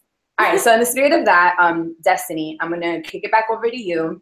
In terms of some of these divination tools, I know that right now you offer some services, right? Yes. And you consult people with their natal charts, or people come to you for consultations with natal charts, tarot cards, and you do also more intuitive guidance where you use, you know, your own, whatever tools, you know, you might want to use at your discretion. That said, can you talk to us a little bit about natal charts? I don't know if you guys saw that we broke Destiny's mentions yesterday. So I know that a lot of y'all do know what natal charts are and are sending them things over. So I won't have you talk too much about it, but if you could tell us a little bit about the power of natal charts and tarot cards and oracle cards, that would be great. So I've always been into astrology, like for forever, okay? And the only way that I've even been in a place where I can talk to other people about their own charts is because I've been studying mine for forever. And I've come to realize that it's a really, really great tool and a really, really great resource in actually exploring the shadow, since that's what we're talking about right now. A lot of people really only focus on, you know what I'm saying, like because spirituality is becoming trendy and astrology is becoming trendy and everybody wants to talk about their sun sign all the time. That's literally the surface of all of it. You know what I'm saying? So there's all of the planets have signs, and then you have a rising sign, and you have houses. When there are particular aspects to everybody's chart that indicate where there could be trauma, where there could be pain, you know what I'm saying, where there could be subconscious programming, particularly areas such as like retrograde planets, the asteroids. Chiron is a big one. He's known as a wounded healer. He's the catalyst for like where we experience a lot of pain and trauma, but also where we can experience the most healing in our lives. So Chiron is a really, really big one. You know, there's so many aspects to this, and the reason why a lot of people kind of like look at, in my opinion, the reason why a lot of people kind of look at astrology as it's kind of just like, oh, like a frivolous thing, is because they don't actually really look at all of the little details and all of the makings that create a chart, because we're talking about the psychology of a human being, and that's a complicated thing. You know what I'm saying? This isn't just, oh, I'm a Pisces, so I'm like this. It's, I'm a Pisces, but I'm a Gemini rising with the Scorpio moon and all of this other stuff. You know what I'm saying? So that's a thing. And then tarot and oracle cards are another tool that I really enjoy using. It gives me the opportunity to you did mention that we were going to kind of like talk about Tantra a little bit, and this is kind of using tarot and oracle are kind of a tool in which you can actually access Tantra, because we're talking about the unification of the right brain and the left brain, the masculine and the feminine, you know what I'm saying, the mind and the body. And so the cards are a physical tool that my left brain, my conscious mind uses to tap into my subconscious mind, my intuitive mind, to, you know, through the symbols in the cards and through the positioning and the spreads that I do that like are laid out in a particular way. I can intuitively tap into those symbols and messages and give information, you know, based on the energy of the person that I'm working with. Another really great way to do, you know, shadow work and do like Tantra and whatnot, because it's, like I said, it's accessing subconsciousness. And so, you know, the other thing to keep in mind is that we're all connected. We are all one. So I'm able to see things in my room by myself, you know what I'm saying, about another person, just through connecting with them and being able to talk to them, you know what I'm saying, and like know, you know, their name and like what the issue is, and be able to relate to them. And it's definitely, you know, there's so many people that do readings. So like it's really just about you finding someone that you resonate with the most. You know what I'm saying? There's no like one person that's better than another person. It's just, who do you vibe with? Like, who do you feel comfortable talking to? Who do you like, you know, the way that they like speak about things and the way that they think about things. And that is normally going to give you an indication on like the type of reader that you should work with. But did that answer that question? Of course. Well, yes. Considering you could probably do a whole bunch of like subsets off. Yes. I love the fact that you mentioned how shadow work is one of those things that you can definitely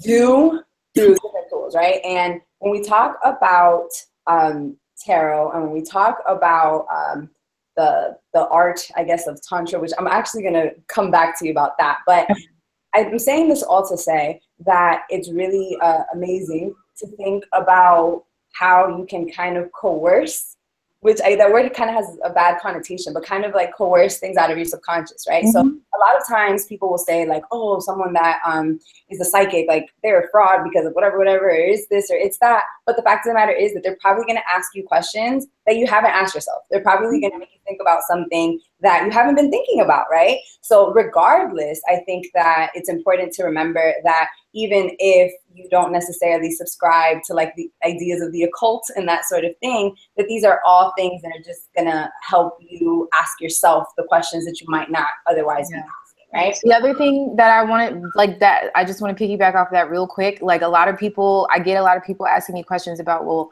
like, oh, like, are you going to tell me when I'm going to die? Like, are you going to tell me when I'm going to get married and like how many kids I'm going to have and stuff like that? I can't tell you something that you don't already know, because you have to know it in order for me to be able to tell you. You know what I'm saying? In order for you to resonate with it. That's the only way that I can access the information, through, you know what I'm saying, your subconscious mind and what you've already kind of uncovered. You know what I'm saying? So it's really just me telling you what you know already in another way, with another voice, in another perspective, you know what I'm saying, with another like view of the situation to kind of get you outside of your current situation so that you can see it from a different perspective, so that you can see it from a different, you know, lens or view. I'm not going to be able to tell you anything about something that you don't already know on an internal subconscious level. It's just bringing that light to those things that are in the shadow. That's all that is. So yes, that's hot.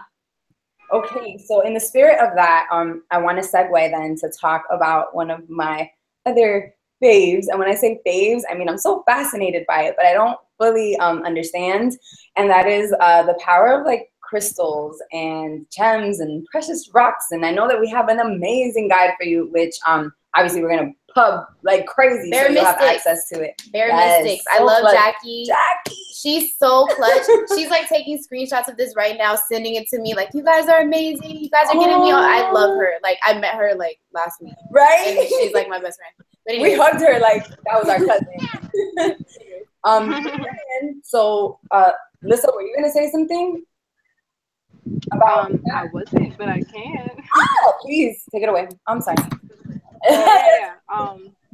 So what exactly is the question? I know we're talking about crystals.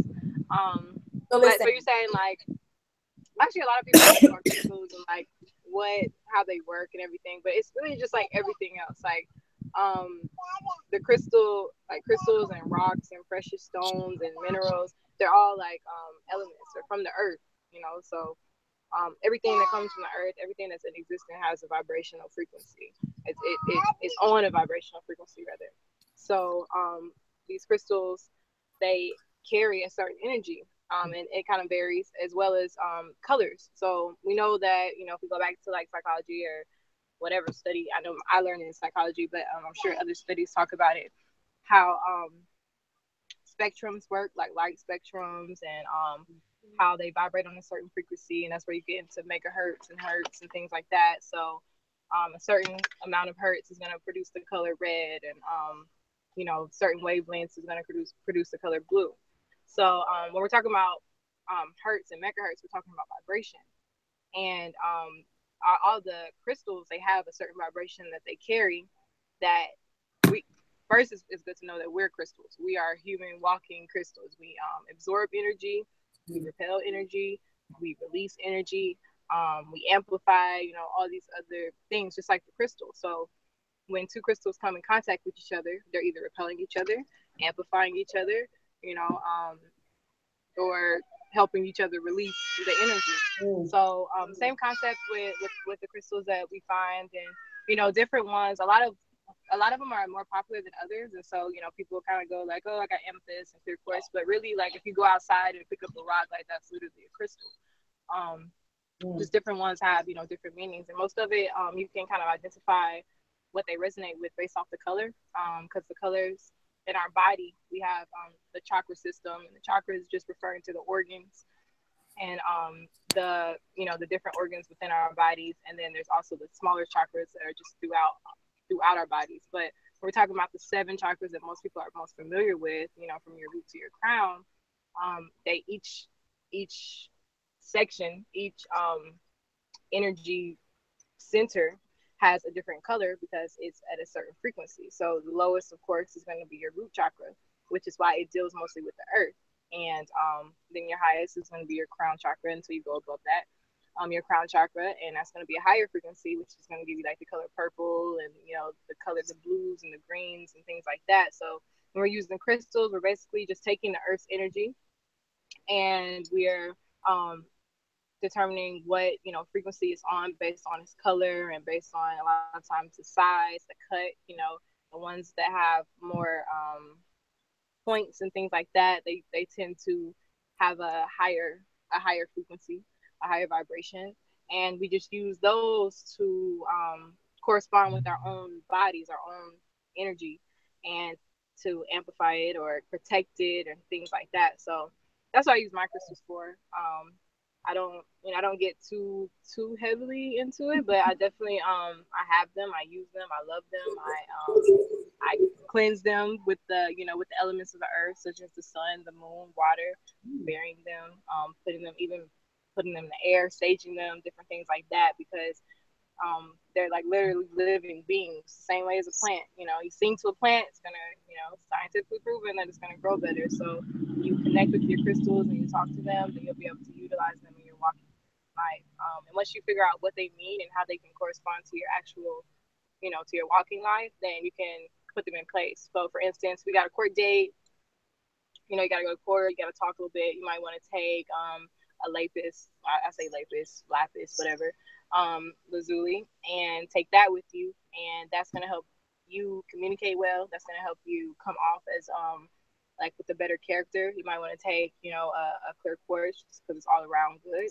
And that'll help you just amplify your energy and help whatever you program it to, you know, help you within your courtroom so that we can have the best, you know, the best outcome. Or, you know, if you're dealing with, you know, sexual issues, you're hurt, you're not very confident, you're feeling insecure, you can get, you know, carnelian and carry that with you because that's going to amplify the energy within your sacral chakra, which will help you, you know, work on your confidence, help you heal from your sexual issues and things of that nature. So once you learn, you know, the correspondence between the crystals in your own body and how you can utilize it, then they really come in handy. But they're not just something that, you know, it's just magical and, you know, you just get the crystal. Like, no, they're living beings that you have to actually take care of and, you know, speak to or connect to so that you can use them and, you know, help them help you. Yeah, this is a good time to plug. So we just created with Bare Mystics a cheat sheet that will tell you the 5 like hacks to crystals that will be good for your like rounding out your summer. And when you sign up for her newsletter, you get 10% off your first purchase. So we just posted that to our IG. So if you guys are looking for, I think she has sage, she has so much stuff that I'm actually going to be.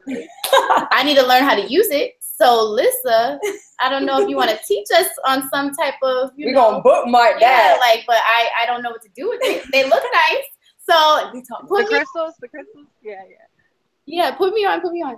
I love though, Lissa, that you did say, and the way you speak it touches me on my soul, because for some of us more skeptical beings, and I'm pointing at me and me, because to be real, I think that is where a lot of times that gap is, because it doesn't matter if, you know, amethyst or anything else is supposed to do something if you don't believe it.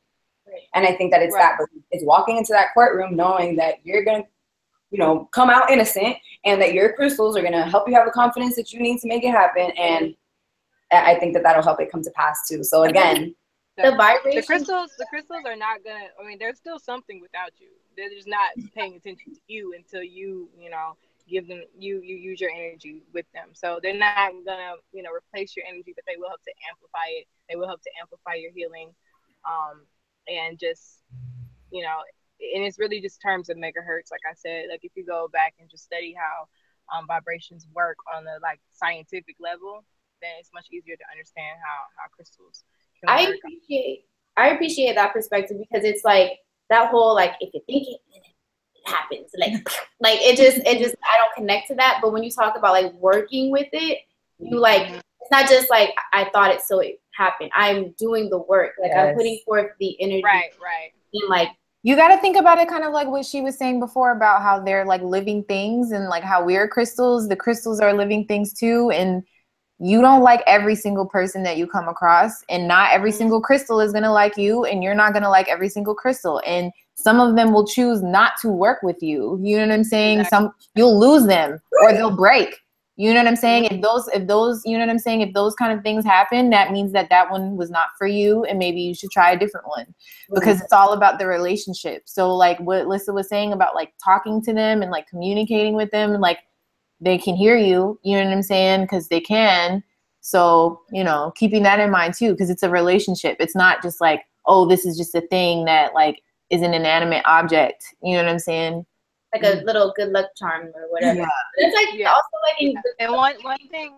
Oh, I'm sorry. Go ahead. No, go ahead. We're talking about one thing I always talk about. I tell people, you know, because when they're really skeptical about crystals, it's like their phones. Like clear quartz is like used everywhere. So clear quartz is used in like our phones to like literally store like the information and to basically like make the program work. It's like kind of what the light goes through and then punches in the codes, but it's like an activator. It's all going through the quartz. So it's the same way, you know, outside of the phone. You know, you put the energy into it, it programs it, and now the crystal's going to work on whatever you have it working on. But like she said, you know, it is about, when I go pick crystals, I just kind of like let my hand kind of feel like which one I want. You know, it's not like, or which one wants me too. You know, it's like it's a give take. So you do have to make sure you're cleansing them also. So if you bought a crystal like 10 years ago and it's just been floating around everywhere, and you use it and it's not really working for you, you want to make sure that you're going through the proper routines of regularly cleansing them, regularly putting them out in the sun or the moon or, you know, the earth, just to rejuvenate itself the same way we have to do the same thing. You know, we have to go outside and take a deep breath. Like our crystals literally have to do that too, so that they can renew themselves and they can work at their highest capacity. All right, that was freaking amazing. So that said, I'm probably, and I hate to do it to y'all, I'm gonna have to hop over a couple things, and I'm gonna get into boys. If we have any boys here, like, just kidding. You can stay, but I do want to touch on a couple things that are a little more near and dear to our hearts, ladies. So just saying, I wanted to spill it over to you. So you and I have talked about this, and the first time I ever heard this concept, it was actually in the group with Lissa and Destiny. But it's my understanding that you have actually used this before. Oh, I know we talked about. I know we talked about. Okay. So can you talk to us about yoni eggs? How they work, what they do? Just saying, come on. Don't be. Where do I start? Where do I start? So I'm definitely not the yoni egg expert at all, but I did start working with yoni eggs a year ago. Yoni eggs are cultures, and they've been around for quite some time, and you know, they're just like the crystals that, you know, Ellis was talking about. Yeah, you're breaking up a own, and these yoni eggs are specifically worn inside our vaginas. Well, I know. When I tell people this, they still look at me like, "What? Come again? What? You put crystals in your box? Like, yes. And I've had sex with one. So have I. Well, no. Yes. Yes. Yes. You know. Yeah. So I started working last year when I realized that I had sexual trauma that I hadn't healed from. And they have been recommended to me for a while, but I was fearful of it. Like for a whole year, I was sitting on this idea of working with a crystal inside of my body for a whole year. And like, all right, I'm going to work. I decided to work with the black obsidian. Good choice. Are known to, you know, attract, but kind of like, you know, suck up negative. And I needed this negativity that was in my body, in my breathing, beautiful body, to leave me. So I started working with a black obsidian, and the events that happened after I started working on it just like proved like the power of crystals, because the person that I had this trauma with, a couple weeks after wearing my crystal, called me to apologize. Wow. It was like a movie. It was like a real life movie, and I was floored. This is like, you know, beginning of my real spiritual awakening, and I was floored. I was like, yo, the power of intention, the power of your higher self, and the power of really wanting to of your self-work, and you and your God are there for you, and they will show you, like they will show you and the power of these things. And that's kind of like how it happened for me. And I only wore the black obsidian for about 6 weeks. Some people wear it for less, some people wear it for more. Obviously, you can take it out and wash it. It's one of those things that once it's become so comfortable in your body, you won't even feel it.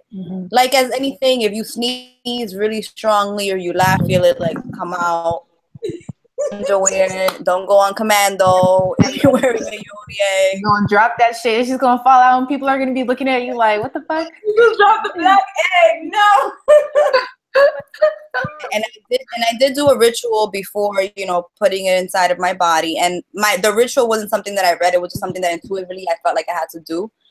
Before you kind of start processing with certain crystals, if you listen to yourself, you'll know what to do based on like what your thoughts are telling you. You don't have to read everything and look everything up, guys. Like, that is not how you start.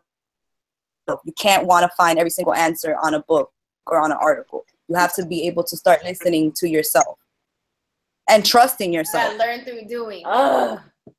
Right. Yo, that's like a real. But it did what it came to do. It healed me from the trauma that I had held in for 20 something years, you know, and I am extremely grateful for. If you want, I can show it on the screen. I have it handy. Yes. Like, yeah. little... Let me see. Okay, while she's getting that, Destiny, you have something to add on that? It sounds like. Yeah, I just threw my, you know, the. There you go. Oh, look at the. Oh, it's small. Okay, I thought. Say something so we can see it. Yes. Yeah, and it's like so yoni eggs come in different sizes. Some women start big and then go small. To me, I don't want things getting loose or things getting lost. So I started small. After the black obsidian, I worked with the moonstone. And so guys, guess what happened? My period started coming before moon. Oh, that's beautiful. I started the first yoni egg I ever got was a green aventurine. And this was one of those lessons that I had with, as far as like knowing which crystals to work with and which not, you know what I'm saying? Like when they're, what you're using it for and whether or not this is the right crystal to use for this particular purpose. I knew I needed a yoni egg. I've dealt with like sexual trauma and like all of those issues, you know what I'm saying? Like a whole bunch of shit, like kind of just like was put on my plate, and I was kind of forced into dealing with my sexual trauma and pain and all of those things. And I kind of like panicked and went straight to just my local crystal store and bought the first crystal, or the first yoni egg that I saw, which is the green aventurine. And the thing is that what it helped me realize was that, number one, I was extremely disconnected from my womb.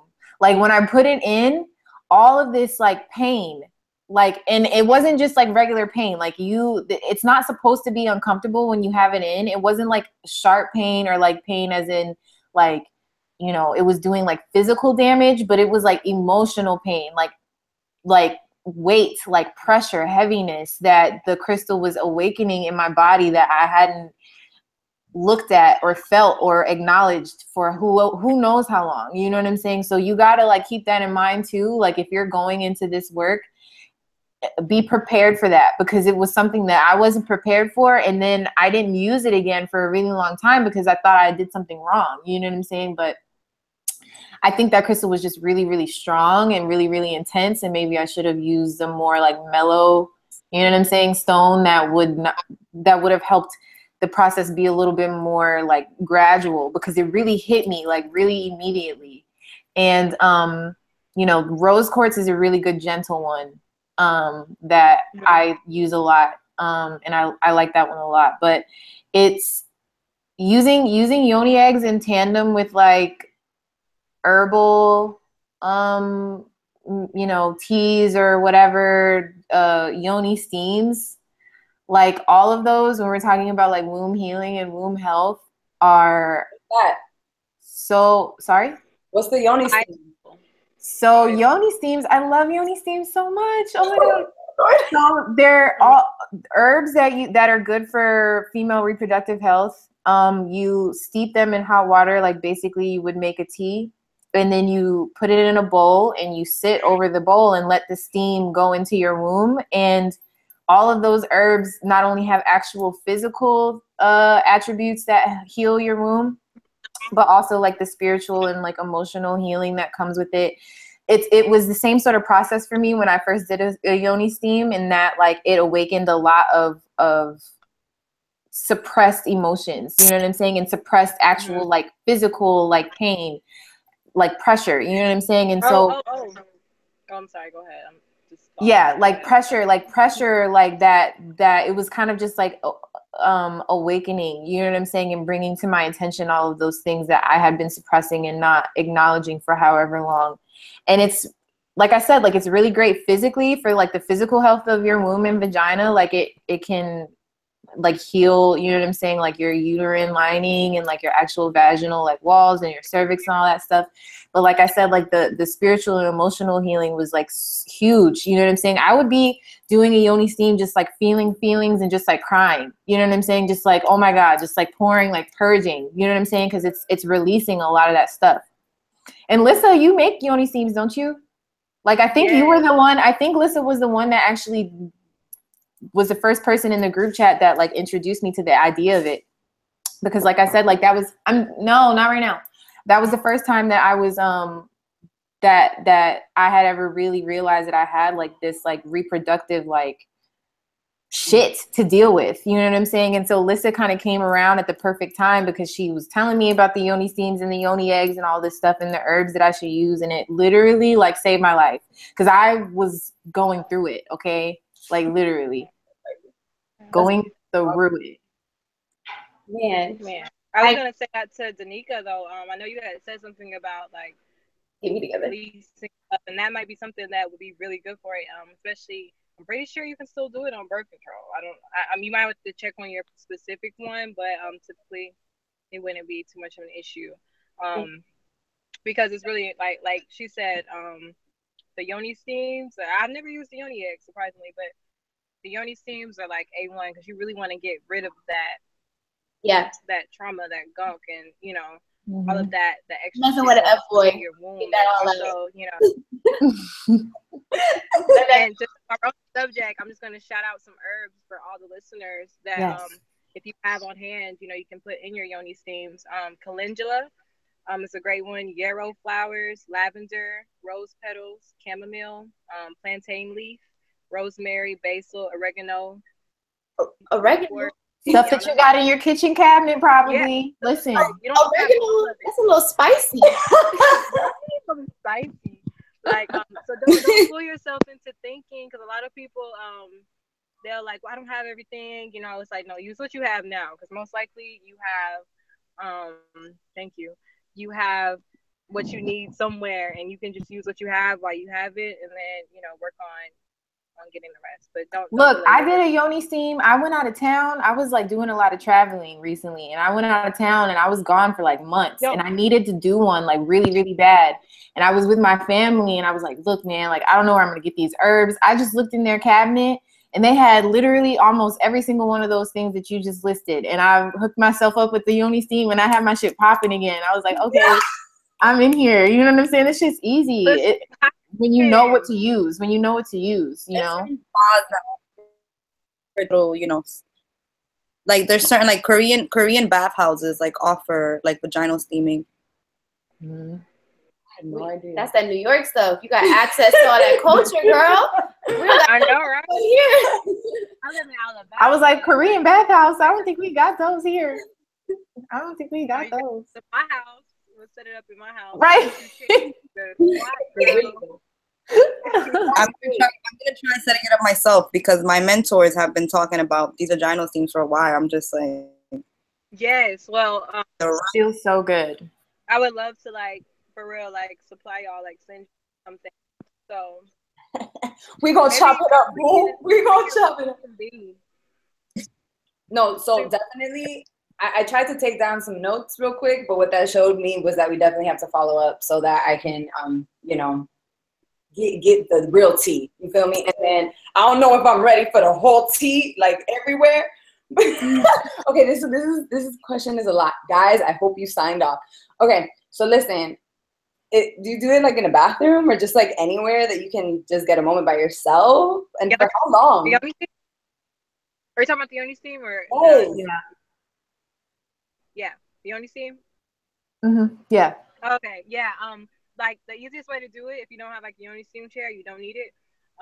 Is just take like 2 chairs and like make the seats face each other, and then like put maybe a towel on the floor so that you can put a hot pot, something that you can put a burning, you know, pot on, and place that in the middle. So typically, like boil your herbs with like a gallon of water.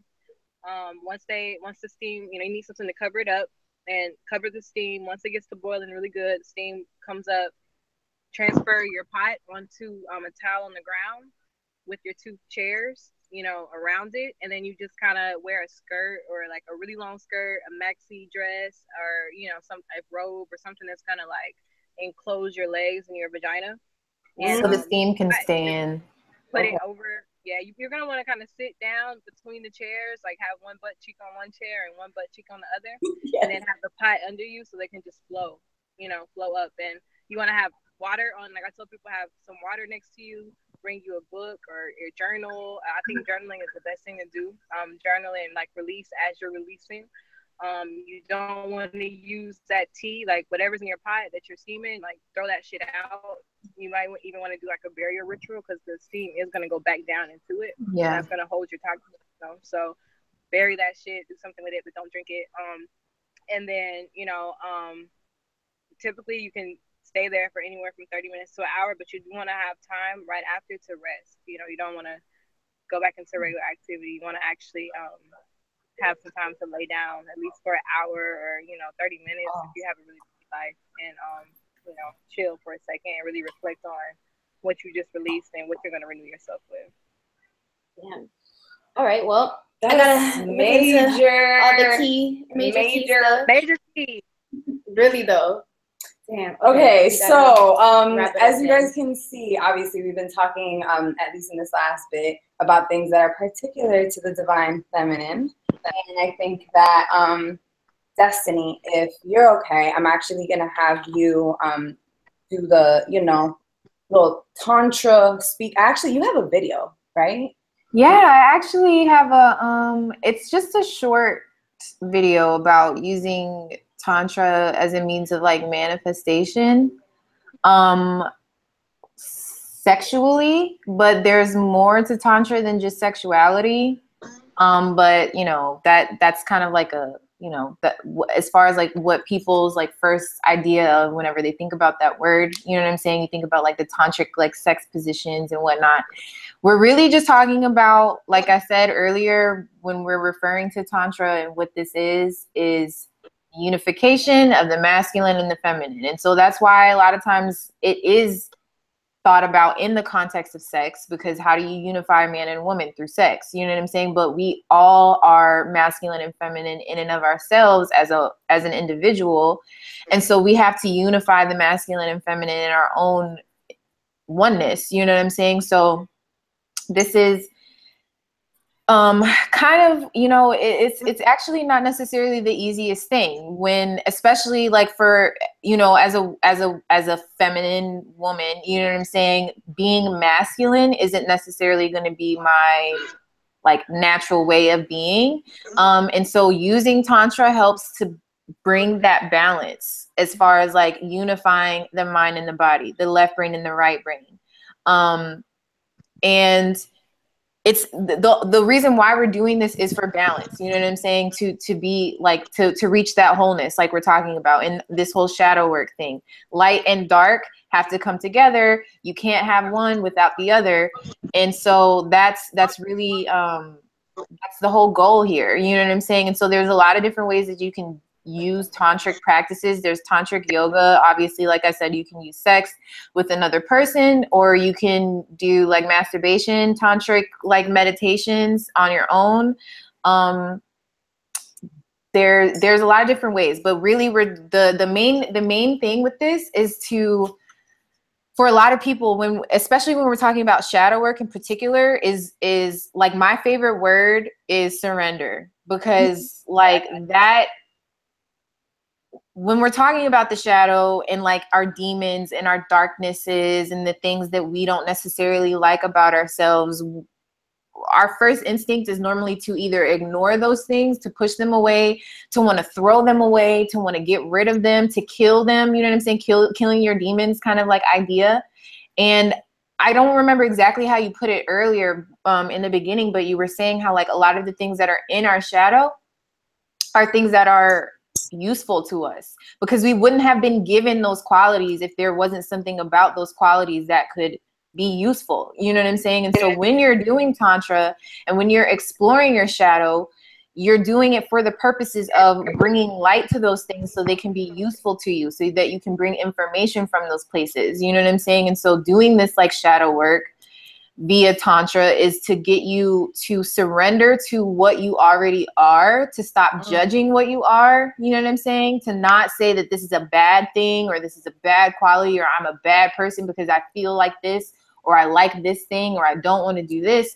Surrender to what you are and accept what you are. That's the other part. You know what I'm saying? So acknowledging it first, being able to see it, you know what I'm saying, to identify it and to look it in its face. You have to acknowledge it, then you have to surrender to it, and then you have to accept it, and then you have to love it and give it compassion and understanding. And then at that point, you know what I'm saying, then you basically have gone through the process. And then after the love and compassion has been given, then it's released. You know what I'm saying? Then it's released, the negativity around it is released, and then you can actually use those qualities for constructive purposes. You feel me? So, but in that video, I did talk about like techniques about how you can do like tantric like meditations and visualizations to manifest, which like just quickly, if you're by yourself, you know what I'm saying, in a little self-love session, make it romantic, get the candles and the incense and whatever other kind of stuff you need in the music, and like love on yourself. And while you're doing it, if you're doing it for the purposes of manifesting things, while you're doing it, have in your mind the image of that thing that you want. And you can do this with a partner too. It's especially powerful if you do this with another person that's on the same page as you. You know what I'm saying? If y'all have like the same like idea of like something that you want to bring into fruition, that y'all are both really focusing all of that sexual energy, because the sexual energy is a creative energy. That's the sacral chakra. You know what I'm saying? Focusing all that creative sexual energy on that idea, that blows it up like times 10. You know what I'm saying? So like, that's how a lot of my stuff has come. For real though. I'm not even gonna lie. That's how a lot of my manifestations have come to fruition, because I'm okay. Listen, you know what you said to me, and oh my God, guys, get off of this. Okay, listen. I guess y'all can listen. Okay, fine, y'all can listen. Okay, they need to do it too. Men need to do it too. Oh, you're right. They need to do it too. Privacy. I'm over here like I'm sharing a lot with y'all. Girl, this we can talk. We know each other now. You know each other so well. Okay, so listen. You said that you can't use toys, right? No. Yeah, I would not advise that at all. When you were talking about it, I was like, that's not how it looked for me. This should be industrial as fuck. I got a fucking plug. I'm not trying to lose no battery power. Like, listen, theme of my life, I ain't got time. Like, we gotta wrap it up. Oh, nah, boo. Nah, see, that's the thing right there. You have to make it a whole event, okay? It's a ritual in and of itself. You know what I'm saying? So sex is a ritual, like, yeah, it's a ritual. It's magic. Marriage, like, we're talking marriage means merge. So when we're having sex, we're merging. We're merging into something else to create something else. I need so to it should right. When you're using like I would definitely like suggest, if you're going to use any kind of tool, to use like a chakra, however the fuck you say that, those crystal dildos. Basically, they're huge crystal dildos. Yeah, they're beautiful. Chakra. Okay. And then I also recently have seen on Twitter that apparently people are using cucumbers, and like that's a cool thing because it's natural. You know what I'm saying? But using like a toy that's like latex or plastic or something that's like electric that you plug in, you don't realize that like that is actually desensitizing, because it's like so intense. If you're using like a vibrator or something, you know what I'm saying? The vibration can be like way, way, way too intense to where like, let's say that you've been, you know, single for a while or whatever, and then you got your little like whatever, and you use that, and then you go have sex with a real person. It's going to take way more to like stimulate you. That's true. At that point, after you've been like using the toy for so long, you know what I'm saying? So you got it. And that's part of the like tantric practice. When you really like get in touch with yourself, all you need is your hands. That's all you need. That's all you need. Your body needs to be so sensitive that even just like touching your face like turns you on. Like just like doing like this, you'd be like, oh shit, like oh god, oh my god, type shit. You know what I'm saying? This is a whole nother. And then eventually it's gonna be like where you don't even have to touch, like right. It could just be breathing. Like bring orgasm, like literally. So you can bring yourself to orgasm through breath. I have not actually achieved this yet, but I've been very, very close just through breathing. I have achieved it, and it was the craziest fucking experience of my life. Like, it got to a point where, like, I went to a little class the first time, at, like, my man's, like, his little cafe or whatever, and this guy came, and we did a breathing exercise, and, like, I just know I went from, like, I was here on earth, like, in my body, like, laying down on the floor, you know, like, kind of nervous, and then, like, next thing I know, I was, like, fucking gone. Like, I didn't even know I was here until I felt someone come around and, like relax my hands, because they were like this, like this, and like, I remembered I was in my body. Yes. Like, oh my god, I had like this vision, and then I had like this orgasm, and I was just embarrassed because there was hella people there. I'm like, oh my god, did like, having sex with you? Like, I didn't know what was I've had a whole orgasm in a room full of people. Oh Lord, oh Lord. Wow. All right, but we definitely gotta wrap.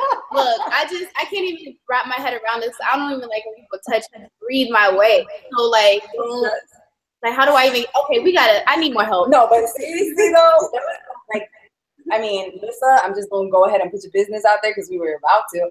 But Lissa, her beautiful son that we just saw, she gave birth to him at home. And that's definitely a story that I want to go way deeper into depth, and I don't want to rush that. So I'm thinking that right here, this is a good stopping point for us. And I appreciate you guys so much for allowing us to soak it all in straight up. I'm so excited, like so much more activity. Right? So many activities. Literally. All right. Let's make a piece here. Okay, so as we wrap up, obviously, what was that? What do you mean, just those ones? All this enlightenment. You're right. I'm still like, wait a minute. I was talking about everything. Yeah. So, yes, man, I'm already signing y'all up for like a divine feminine, she's the reason chat. Yes, we already got that in the works. So guess what? Y'all are going to be there. Thank you very much. Hey. And look at him. Yeah, I just saw. All right, y'all. So that being said, obviously, please continue to keep up with the programming. We're wrapping up today, but we still have some really great things for you guys. We have a couple of dope people who have shared some great like discounts and stuff. I told you guys that I was going to talk to you guys about these shirts for a second, but basically, for 24 hours, you can get these for $2 off, and they're so beautiful. Let's Nika, you model it for us. Thank God. Let's Gas her. Anyway, yourself, girl. You see, I love him.